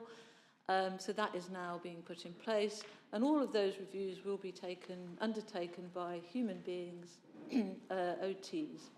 So I just wanted to clear that in case there was, your comments were causing any concern out there in the community. Thank you. Excuse me about that. Do I have any other speakers? Oh, sorry, Councillor Peakfield, yeah. Thank you. What a remarkable 9 months we've had. It's been remarkable to witness and be a part of the change in energy, ideas, partnership, trust and belief and vision for our city. It's remarkable to consider that by the end of this proposed budget year, we will be celebrating the opening of the Beckett-Well Arena, the opening of the Market Hall, the opening of the University Business School, and projects such as the transformation of the Eastern Gateway, Friargate, Goods Yard, and Marketplace will be well underway. It's remarkable to reflect on the decisions and actions taken in the last 9 months and marvel on the impact it has had and will have on the future of our city. Decisions such as the transfer of the Levelling Up funding to support the reopening of the Guildhall and the improvement of Derby Theatre. The decision to procure an investment partner to help us in the regeneration of Derby City Centre. Financial loan decisions to boost economic regeneration, vibrancy, skills and jobs, such as Great Northern Classics and the soon-to-be-announced High Street Regeneration Project. Decisions to build green homes, purchase homes for housing stock and convert buildings to tackle the emergency challenge of temporary homelessness. And the important decision to invest in Christmas and protect that investment, resulting in the best Christmas Derby has seen for many a year. It's remarkable that by the end of this financial year, in spite of swathing cuts to our funding, having an impact on frontline services, we will have planted over 5,000 trees, created over 400 new jobs, held an employments and skills forum and a carers forum, launched a city centre task force and the Derby Promise, saved Ashgate Nursery School from closure, and in spite of the former leader, Councillor Poulter, in the press stating a year ago, we are looking to keep the more popular libraries open in places like Spondon and Allestree, we have protected our libraries from future closure. It's remarkable that in spite of inheriting a 6 million overspend, dangerously low reserves and the constant threat of the Section 114, only 9 months into our administration, we have a balanced budget, an ambitious programme and protected services. We are delivering for Derby. There is still much to do. This is only year 1. It's remarkable to note that we have already achieved in such a short time, but fundamental embedded change does take time and resources. So while we remain financially challenged, we will continue to be creative, imaginative and ambitious for Derby. We're delivering on those pledges we promised in our first year, and we will deliver on every pledge in our manifesto that we promised over our first 4-year term, and if Derby wills it, beyond. We asked Derby to look at what we've achieved so far. We have not reneged, we have not let you down. This budget fulfills our promise of responsible leadership, which we continue to assert. So please, Derby, be patient and trust us. We are constantly and consistently putting our residents first, keeping your health and well-being in mind and making responsible, difficult decisions that ensure that your council is run for you. Tireless work that we are putting in now will reap benefits in the future for Derby and all will become clear in time. Indeed, it has been a remarkable year, an exciting one that I have loved certainly for every second. I'm very proud of our leadership, decision-making and direction and pace of change. I'm proud of our cabinet members innovating and driving their portfolios and delivering our manifesto. I'm proud of our remarkable councillors tirelessly supporting our communities while our time has been focused on that responsible leadership of the city. And I'm very proud of our remarkable officers for their excellence, expertise and dedication to Derby. This budget is just the beginning of what we can achieve together. So thank you, Derby, for trusting us to deliver for you. We don't take that trust for granted. Indeed, we consider it remarkable.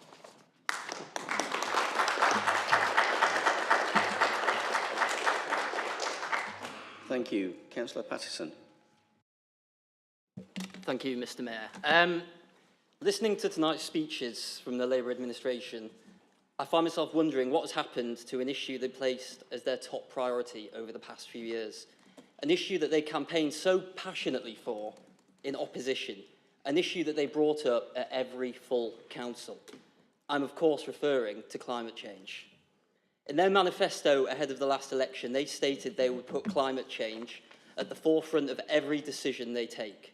Nothing will happen without first considering our carbon footprint. So why has there been so little mention of this tonight? Lip service was a phrase they used to throw at us. The irony of this statement grows greater day by day. The only substantial climate project this administration talks about is Allestree Park rewilding, a project that we created when we were in administration. We also set up the Council's Climate Change Working Group and provided it with a £3 million budget. To date, the only substantial project some of this budget has been used for was, again, one that we created. So what has happened to Derby Labour's climate emergency? We're approaching 1 year into this current administration, and I hope that their friends from Derby's local climate groups are watching on. The Deputy Leader, Councillor Peatfield, as we all know, is a passionate campaigner on climate change. If there was a photo shoot on the steps of the Council House on this issue, Councillor Peatfield would be there in solidarity. But posting photos and straplines on social media isn't going to solve the issues she claims to care so much about. It's time that those who pose for photos with Labour councillors on this issue realise they have been duped. So let's reflect on some other comments from Labour on this issue. We've of course seen tonight climate change is not at the forefront of every decision they make and not at the forefront of this budget. Councillor Peatfield is on record criticising our administration for only having one climate officer compared to Nottingham's 30. So where are Derby's 29 new climate officers?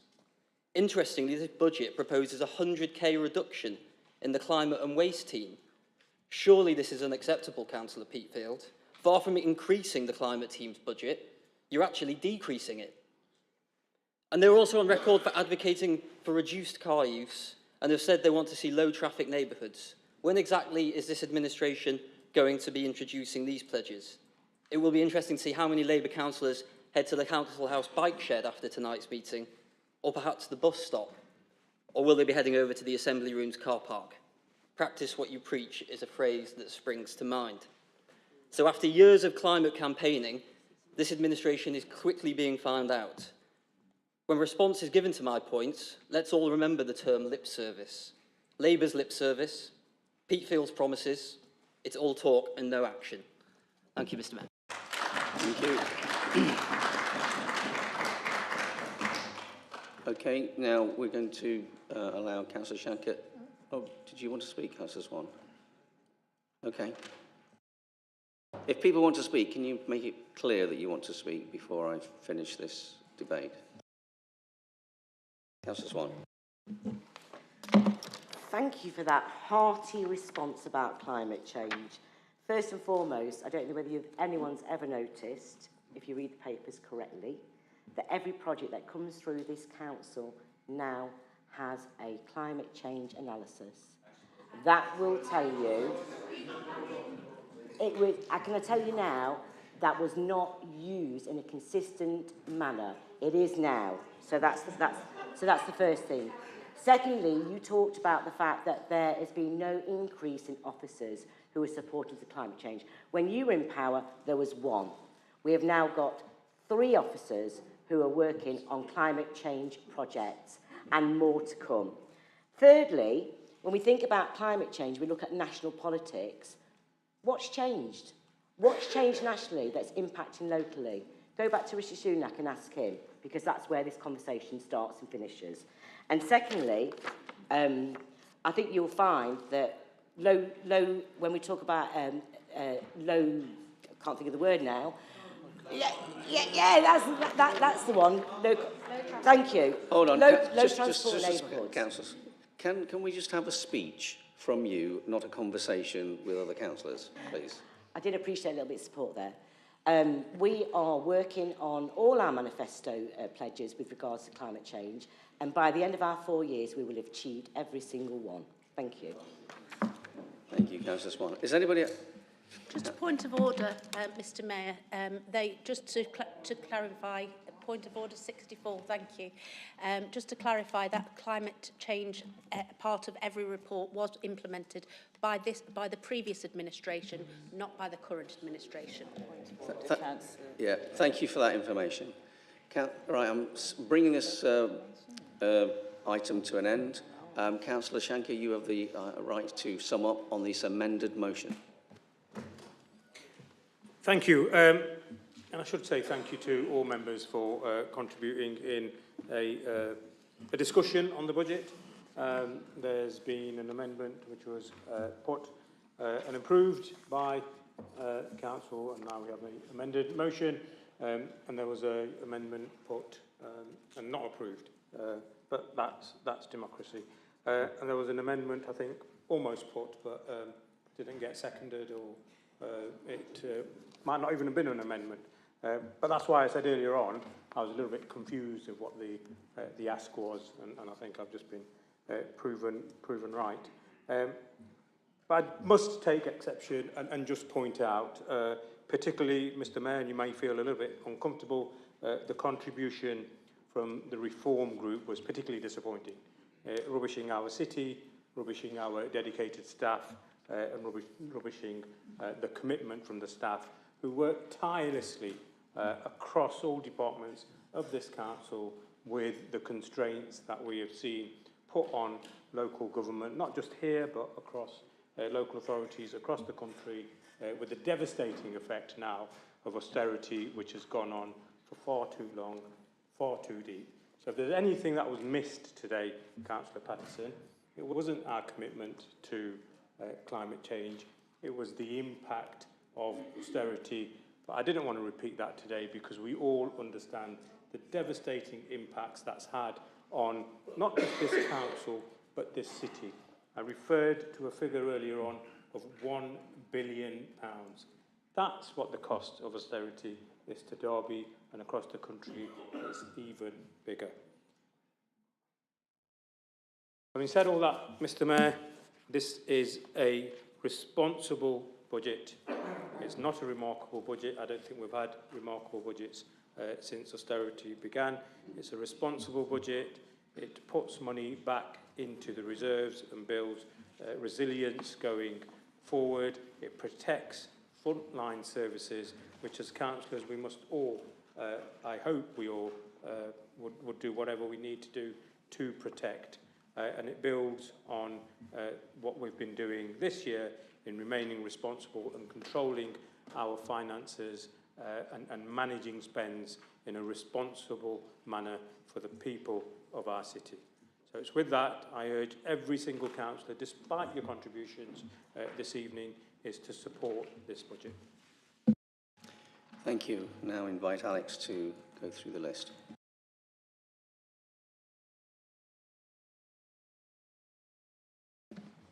Thank you, Mr. Mayor. When I read councillors' names, will you please indicate whether you are for or against the substantive motion as amended, which is to approve the budget subject to the amendment that was agreed earlier. Firstly, Councillor Amin, please. Councillor Ashby. Councillor Adwell. Councillor Bolton. Councillor Bonser. Councillor Kerr. Councillor Chambers. Councillor Dinser. Councillor Evans. Councillor Eyre. Councillor Falk. Councillor Hassel. Councillor Hazelgrave. Councillor Alison Holmes. Councillor Matthew Holmes. Councillor Hudson. Councillor Celia Ingle. Councillor Phil Ingle. Councillor Kaur. Councillor Jangir Khan. Councillor Shiraz Khan. Councillor Kozlowski. Councillor Kuss. Councillor Lakin. Councillor Lindsay. Councillor Martin. Councillor Morgan McGeehan. Councillor Mulhall. Councillor Nawaz. Councillor Onwaha. Councillor Pandy. Councillor Patterson. Councillor Pearce. Councillor Peatfield. Councillor Potter. Councillor Poulter. Councillor Prosser. Councillor Rawson. Councillor Repton. Councillor Ralston. Councillor Sandhu. Councillor Shanker? Councillor Smale? Councillor Swan? Councillor Truella? Councillor Whitby? Councillor Wilson? Councillor Cecile Wright? Councillor John Wright? And the Mayor, Councillor Graves, please. No vote. That completes the voting, Mr Mayor. The motion is carried. Thank you very much. Okay, we now move on to item 10, which is the council tax setting. With the amendments that were made in the previous item, that has altered the next paper ever so slightly. So I am going to ask Alison Parkin to speak to the council chamber and explain those alterations. I believe that we can do that verbally rather than having a new paper. Thank you, Mr Mayor. So, as a result of amendment being carried as part of the budget, the council tax report changes in a couple of places in terms of the gross expenditure and the income associated with that. It doesn't change any recommendations in the report, and it doesn't change the council tax that's levied in the report. It's just some budget figures that are in there.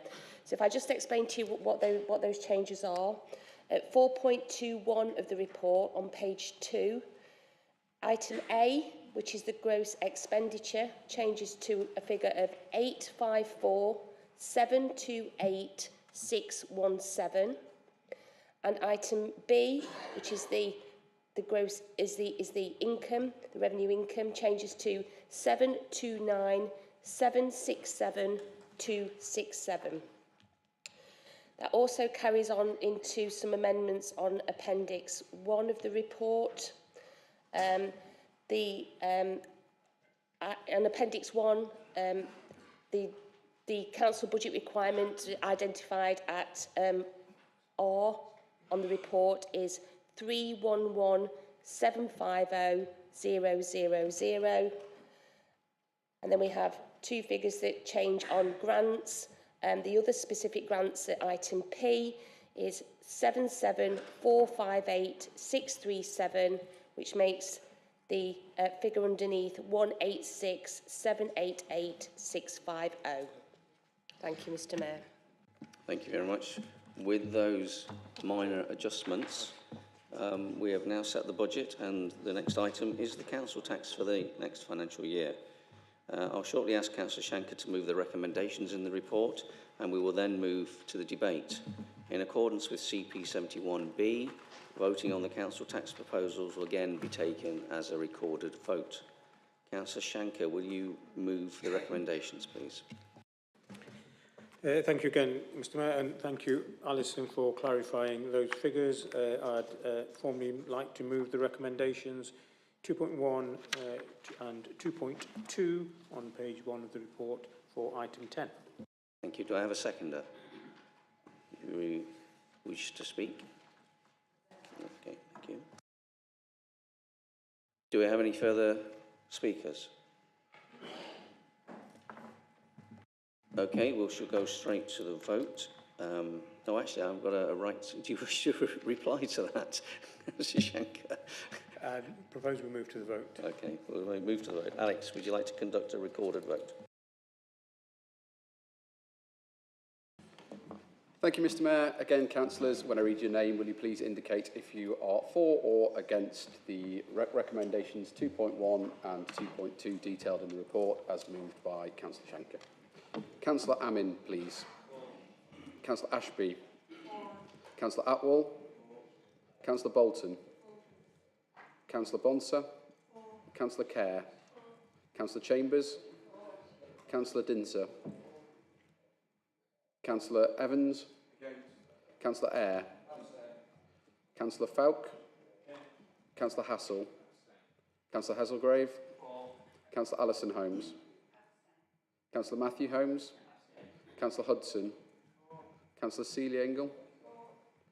Councillor Phil Ingle. Councillor Kaur.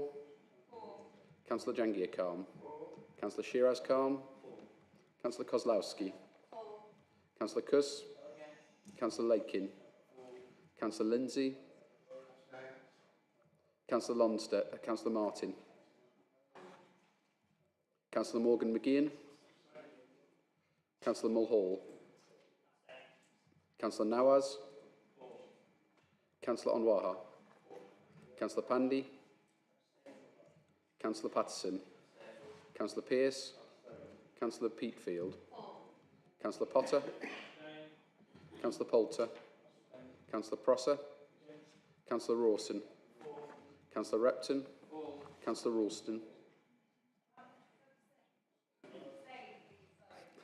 Councillor Sandy, please. Councillor Shanker. Councillor Smale. Councillor Swan. Councillor Truella. Councillor Whitby. Councillor Wilson. Councillor Cecile Wright. Councillor John Wright. And the Mayor, Councillor Graves. Thank you, Mr. Mayor. That completes the voting. The motion is carried. Thank you very much. That ends that item. Next item is 11. The next item of business is the pay policy statement, which requires the approval of Council. Councillor Shanker, as the Cabinet Member with responsibility for human resources, will you move the recommendations, please? Thank you. And again, I move recommendations 2.1 and 2.2 on item 11. This is a standard report that we need to bring to Council annually as part of the Localism Act 2011. Can I have a seconder, please? Thank you, Councillor Peatfield. Are there any other speakers? I shall move to the vote. All those in favour, please show. All those against? Thank you very much. That's carried. Item 12 is the Councillors' allowances and expenses. We will consider a report to set the Councillors' allowances scheme for the next financial year. As we have already heard, the Monitoring Office has granted a general dispensation to allow Councillors to vote on these proposals. Councillor Shanker, as the Cabinet Member for Governance, will you again move the recommendations, please?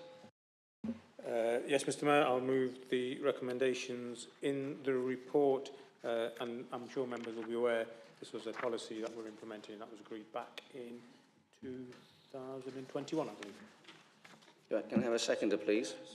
Councillor Kerr wants to speak. Would you just speak, Councillor Peatfield? Can I have speakers? No, Councillor Kerr, would you like to speak?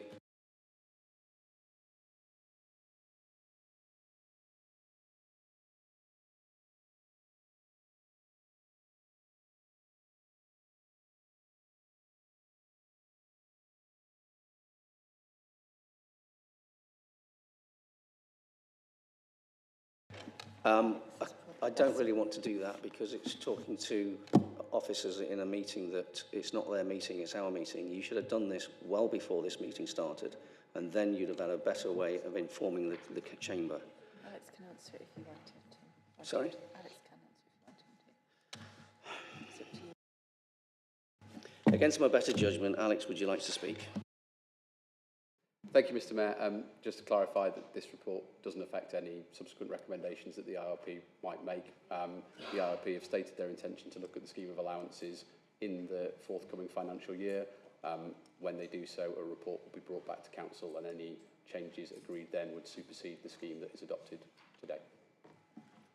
Okay, thank you. Move to the vote. All those in favour? All those against? Thank you very much. That's carried.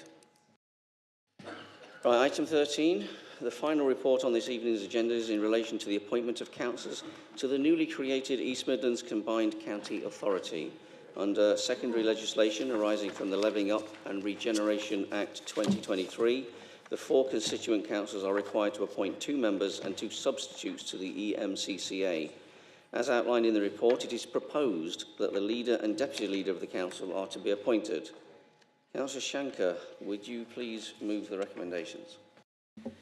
Yes, sure. Thank you again, Mr. Mayor. So recommendations on this report are on page 1 at 2.1 through to 2.4. Thank you. Can I have a seconder, please? Would you wish to speak? Do I have any other speakers? Councillor Kerr. One of my concerns about the EMSA has always been that the role of the advisory body to the elected mayor is expected to be drawn from leaders of constituent councils who are, by their positions, very busy. And for them to be able to take a view of what is happening across the whole of two whole counties, and to be able to make a judgment of that is going to take additional time, which I think very often will be a struggle. And therefore, one of the things that I have been always asking is that we shouldn't insist on it being the leader and the deputy leader of the constituent councils to take up those roles. And we're sort of now tying ourselves to that by putting this forward. As an organisation, we normally make appointments at the annual meeting of the council. And appointments like these could be taken at the annual meeting of the council in the same way as other appointments to outside bodies could be taken. So that would give us more flexibility, and for future administrations to give flexibility as to whether they felt it was right that the leader and the deputy leader and appropriate people to substitute should be drawn from the cabinet or should be drawn from other parts of their probably majority or largest group or elsewhere on the council. And it would give the council that flexibility. But by taking a decision now, we are tying our hands. And the other side of this is that this is something which could have been brought to the Constitutional Working Party, which has been meeting quite actively recently. And for some reason, I don't know why it hasn't been, not even for an advisory suggestions as to how we ought to be managing this and to make sure that people are fully aware as to how this will work in future. So I am cautious, and I think all members ought to be cautious about whether this is the right recommendation to take forward. And I would be really like to hear those who have actually been party to hopefully some more debate on this to reflect on it in a way that the rest of us can hear. Thank you. Thank you, Councillor Kerr. I'm just going to respond to that because I think you make a very good point. However, in these particular circumstances, there is a meeting on the 20th of March, and we ought to have representatives at that meeting. It is expected that the executive leader is a member of that meeting. Councillor Prosser. Yeah, I really like what Councillor Kerr just said.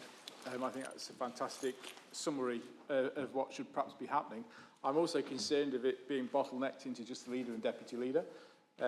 And my concern is, as a council that's often not run by a majority, but a minority council, it would be nice to see some more political representation on that panel. And that would also be my preferred option, which could, again, be part of a vote every year. That's what I was saying. Thank you. Thank you. There was something else I was going to say, I can't remember. Does anybody else wish to speak? Yes, that was the other thing I was going to say. These positions will then be voted again at the next AGM. So there will be an opportunity to have another discussion on that if you wish. Councillor Shanker, you do have a right to reply. Would you like to reply? Yes, just briefly, Mr Mayor. Since taking on the leadership of the council, and indeed Councillor Beatfield, the deputy leader, we've adequately managed to fit in several meetings, almost fortnightly. I think they've been in our schedule.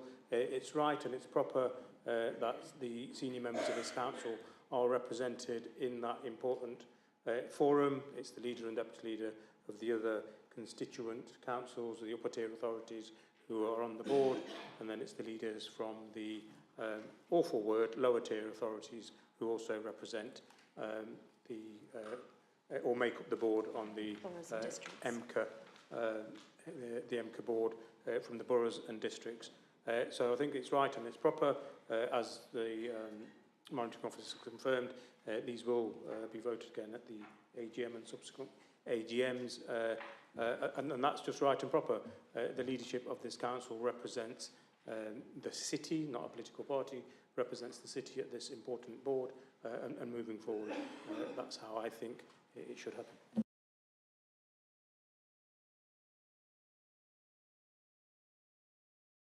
I'm sorry, but I'm just asked him to sum up, I'm afraid.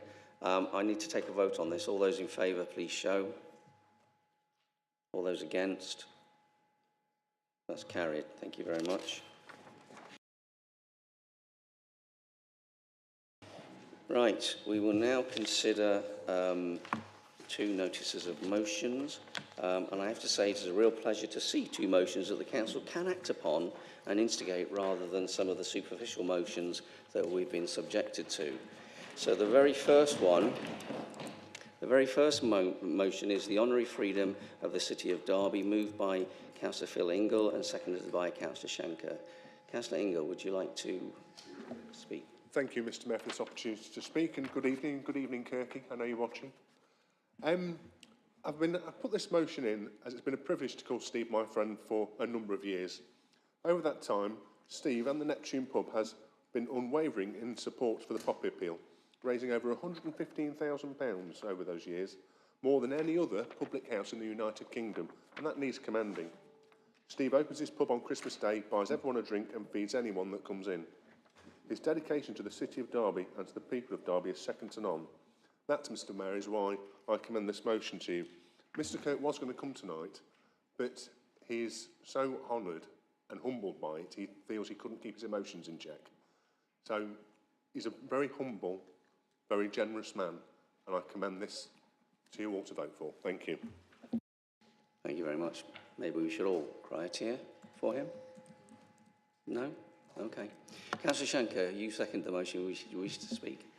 Yes, sure. So thank you. I'd like to formally second the motion and just take a few moments to reflect on the contribution Steve Kirk has made to our city. I recently spent some time and went and had a drink with Steve, because I think we can sometimes get in a mess when we propose people for these honours and nobody really actually knows them and has never met them, like Wayne Rooney recently. And it's clear to me how much that Steve does for the city and how much the city means to him. And the motion Councillor Ingle has tabled this evening shows just how much Steve has done for the people of the city in return. The Council has often chosen to recognise those people who already have significant public profile, whether they are sporting heroes, cultural heroes, even political figures. But it's also important that we take time and thank those who do not enjoy that same exposure. Stephen is an example of someone who is quietly doing incredible things in his community. The Neptune is part of the social fabric of the City of Derby, and it's a place where everyone feels welcome, and maybe the exception is if you're a Forest fan. Every year, Steve goes above and beyond to raise money for good causes closest to his heart. He is someone who understands what community means and has an unwavering commitment to improving the lives of others. I have no hesitation whatsoever in recommending him for this honour. Thank you. Do we have any other speakers? Councillor Atwell. Thank you, Mr Mayor. Phil, Councillor Ingle, thank you very much for bringing this motion, and Councillor Shanker, thank you for seconding it. Steve Kirk is a personal friend and has been a friend for many, many years. He doesn't just own a pub in the city centre, he's turned that pub into a massive community hub. Who's always there, willing to help somebody who's less fortunate, always bringing them in for a tea or a coffee or a breakfast, and this guy goes above and beyond 24 hours a day, 7 days a week. He's all nicknamed over search, but he's relentless because that's what he does. He's a great ambassador for Derby, a massive Derby kind of supporter, relying on coaches and buses for people who can't get to and from matches, whether it be Pride Park or whether it be away matches up and down the country on a weekly basis. And he's one of those guys, if you can't afford to buy a ticket, he'll get you on that bus and get you to the match and back and make sure you're fed at 6 o'clock in the morning. So I'd like to take this opportunity in thanking Councillor Ingle for bringing this motion to this chamber. And I wholeheartedly support it, and I hope everybody else can get behind it, support it, and give the freedom of the city to an individual, affectionately known as Kirky, who deserves it, and he's the right man for it. Thank you, Mr Mayor. Thank you, Councillor Atwell. Anybody else wish to speak? Okay. Councillor Ingle, you get the right of reply. Thank you, Mr Mayor. It's quite humbling to hear these things about such a good friend. So I just move to the vote, Mr Mayor. Thank you. All those in favour, please show. Anyone against? I think it was quite unanimous, that was. Just so you be clear, with the honorary freedom of the city, we will then have to convene a separate meeting where 2/3 of the councillors will have to support what you've just agreed for it to go ahead. I'm just making that clarity for you. The next one, item is 15. And it's very unusual because I'm going to take the liberty of proposing this motion. From the outset, I would like to mention Mr. Cal Dinser, who enlightened me to one of Derby's heroes. Cal was persistent, and I am pleased to be able to bring this motion as the Mayor of Derby. Ernest Townsend was an incredibly talented man who deserves contemporary recognition. Ernest was born on Parliament Street in Derby on the 1st of January 1880. He was the 8th child of James Townsend, a coach builder with Homes of Derby. At the age of 14, after completing his education at Abbey Street School, Townsend gained an apprenticeship with a firm of architects, Wright and Thorpe, practicing at 23 James Street. He largely owed his career to local architect Thomas Harrison Thorpe, who not only recognised his talents, he became a lifelong friend and was a director of the company that bought Alistry Park and created the 1929 golf course designed by Harry Colt. Townsend was a junior apprentice drawer of plans, but Thorpe recognised his talent and paid him to have formal training that led him to becoming one of the greatest portrait painters the UK has ever produced.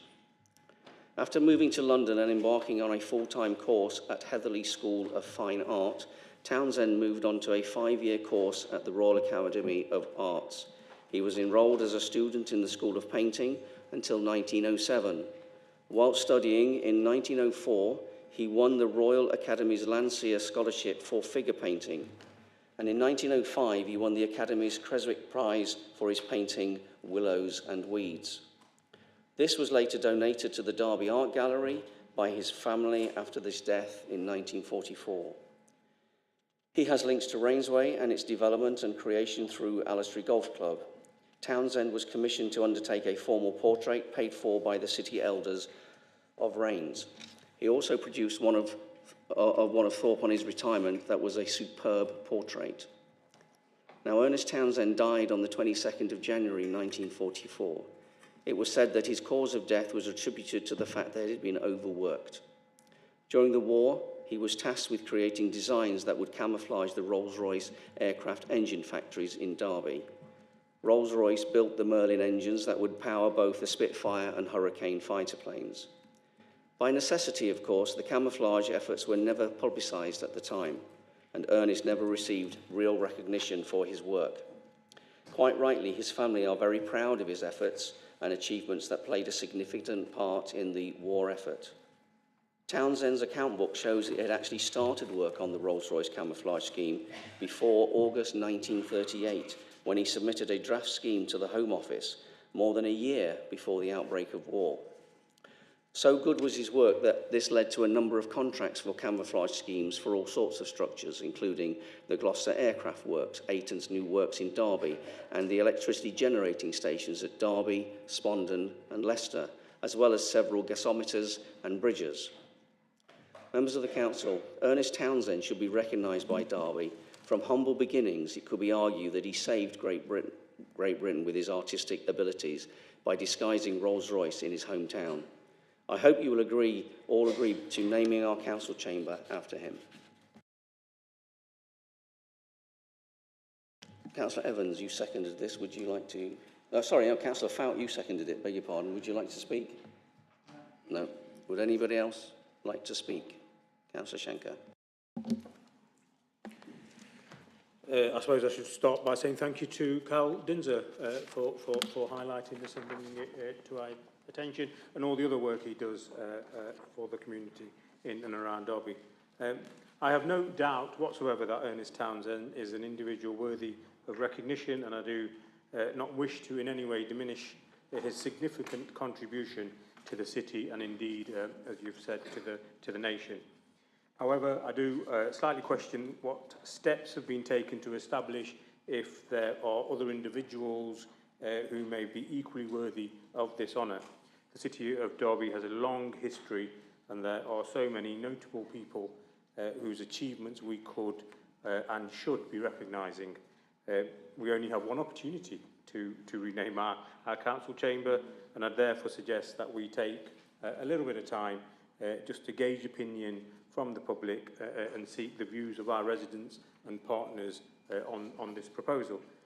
So we're absolutely happy to support this motion here this evening, and if carried this evening and acting under the executive powers reserved in me as leader of the council, I intend to ask that a short consultation is undertaken to establish any other suitable candidates and before a report is brought back to the suitable meeting to confirm this honour, unworthy honour on Ernest Townsend.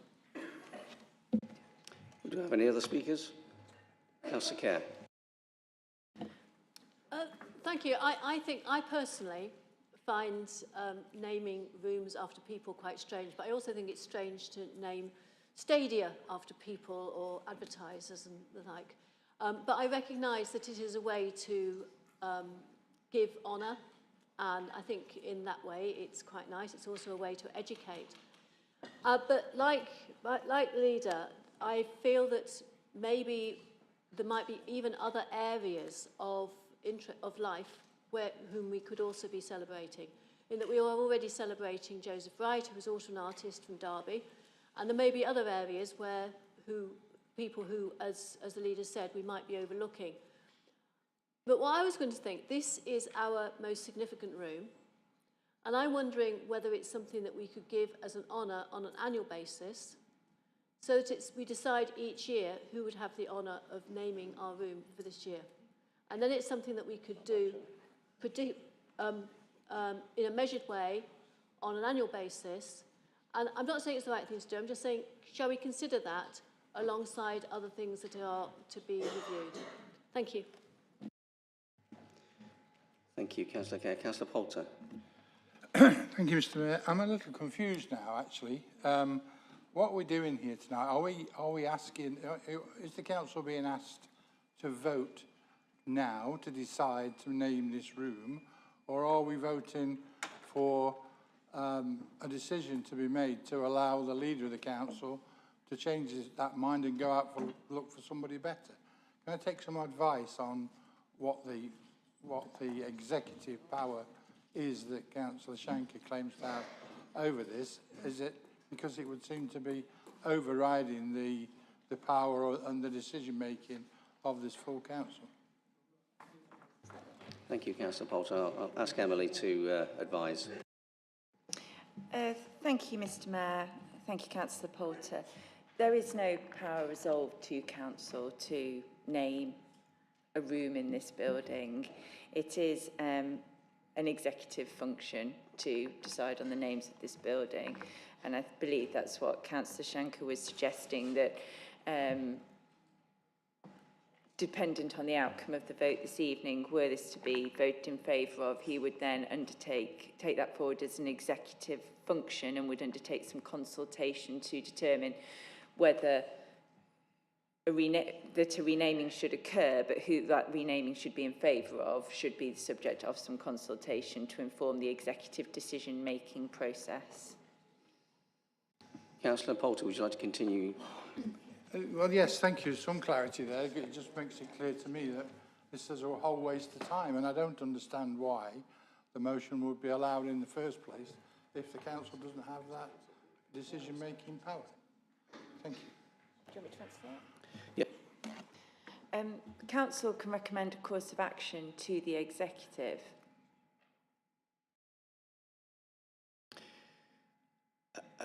Just for clarity for the chamber, that wasn't the understanding that I had. I had the understanding the officers had led me to believe was that we could make that decision as the full council.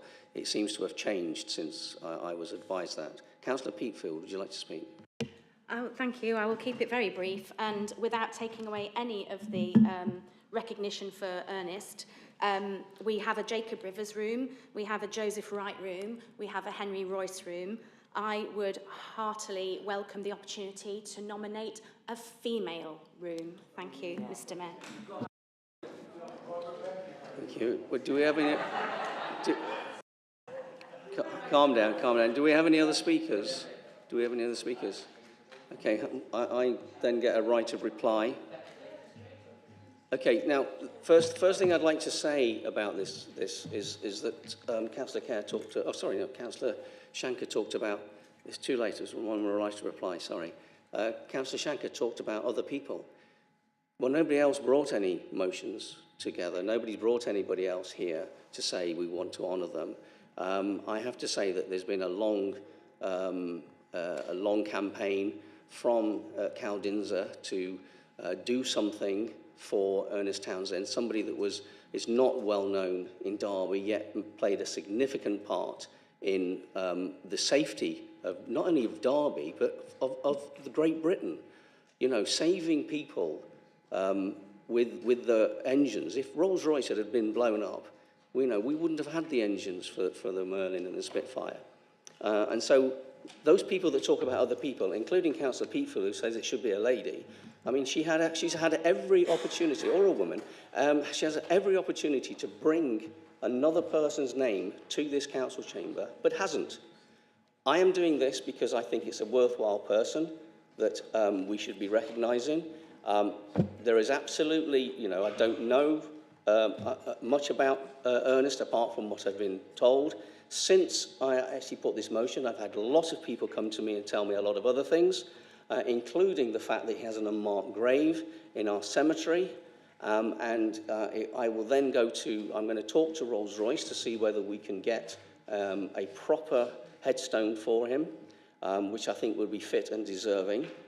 And actually, listening to Councillor Shanker, I feel that this is politically motivated because I'm the mayor, not because it's the right thing to do. I believe he's come here today because he thinks, oh, I'm not letting him take this. It's about Ernest Townsend. It's not about the Labour Party, and it's not about me. So I would urge people here to vote on this and give Ernest Townsend the recognition, the deserved recognition. He's actually one of our heroes. We need to give him the recognition that he deserves. I'm now going to bring this to vote. All those in favour, please show. I'm going to vote for once in my life. All those against? Oh, sorry. Did you count? No, all those sorry. Hands up, please, sorry. everyone, so we can see. 1, 2, 3, 4, 5, 6, 7, 8, 9.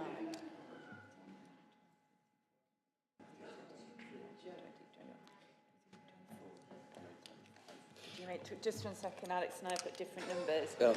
Sorry. Can I have a hands up, please? Oh, I didn't count there. I didn't count there. 25. Yeah, we've got it. I didn't count you, Mr. Man. 25. All those against? Thank you. And I hope the executive make the right decision. That's been carried. Right. I have...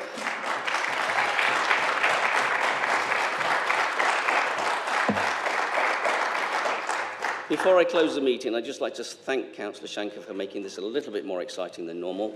However, my charity event is now live and councillors have been sent a link. Please donate to 2 very good causes and make my life more difficult by lengthening my stay in a ghost jail. That concludes our business this evening. Thank you to everyone for their patience as we've negotiated the process of setting the council's budget. This is the last scheduled full council meeting of this municipal year, but I understand that there is likely to be an additional meeting summoned to consider the outcome of the recent constitutional review. I look forward to seeing everyone then. Thank you.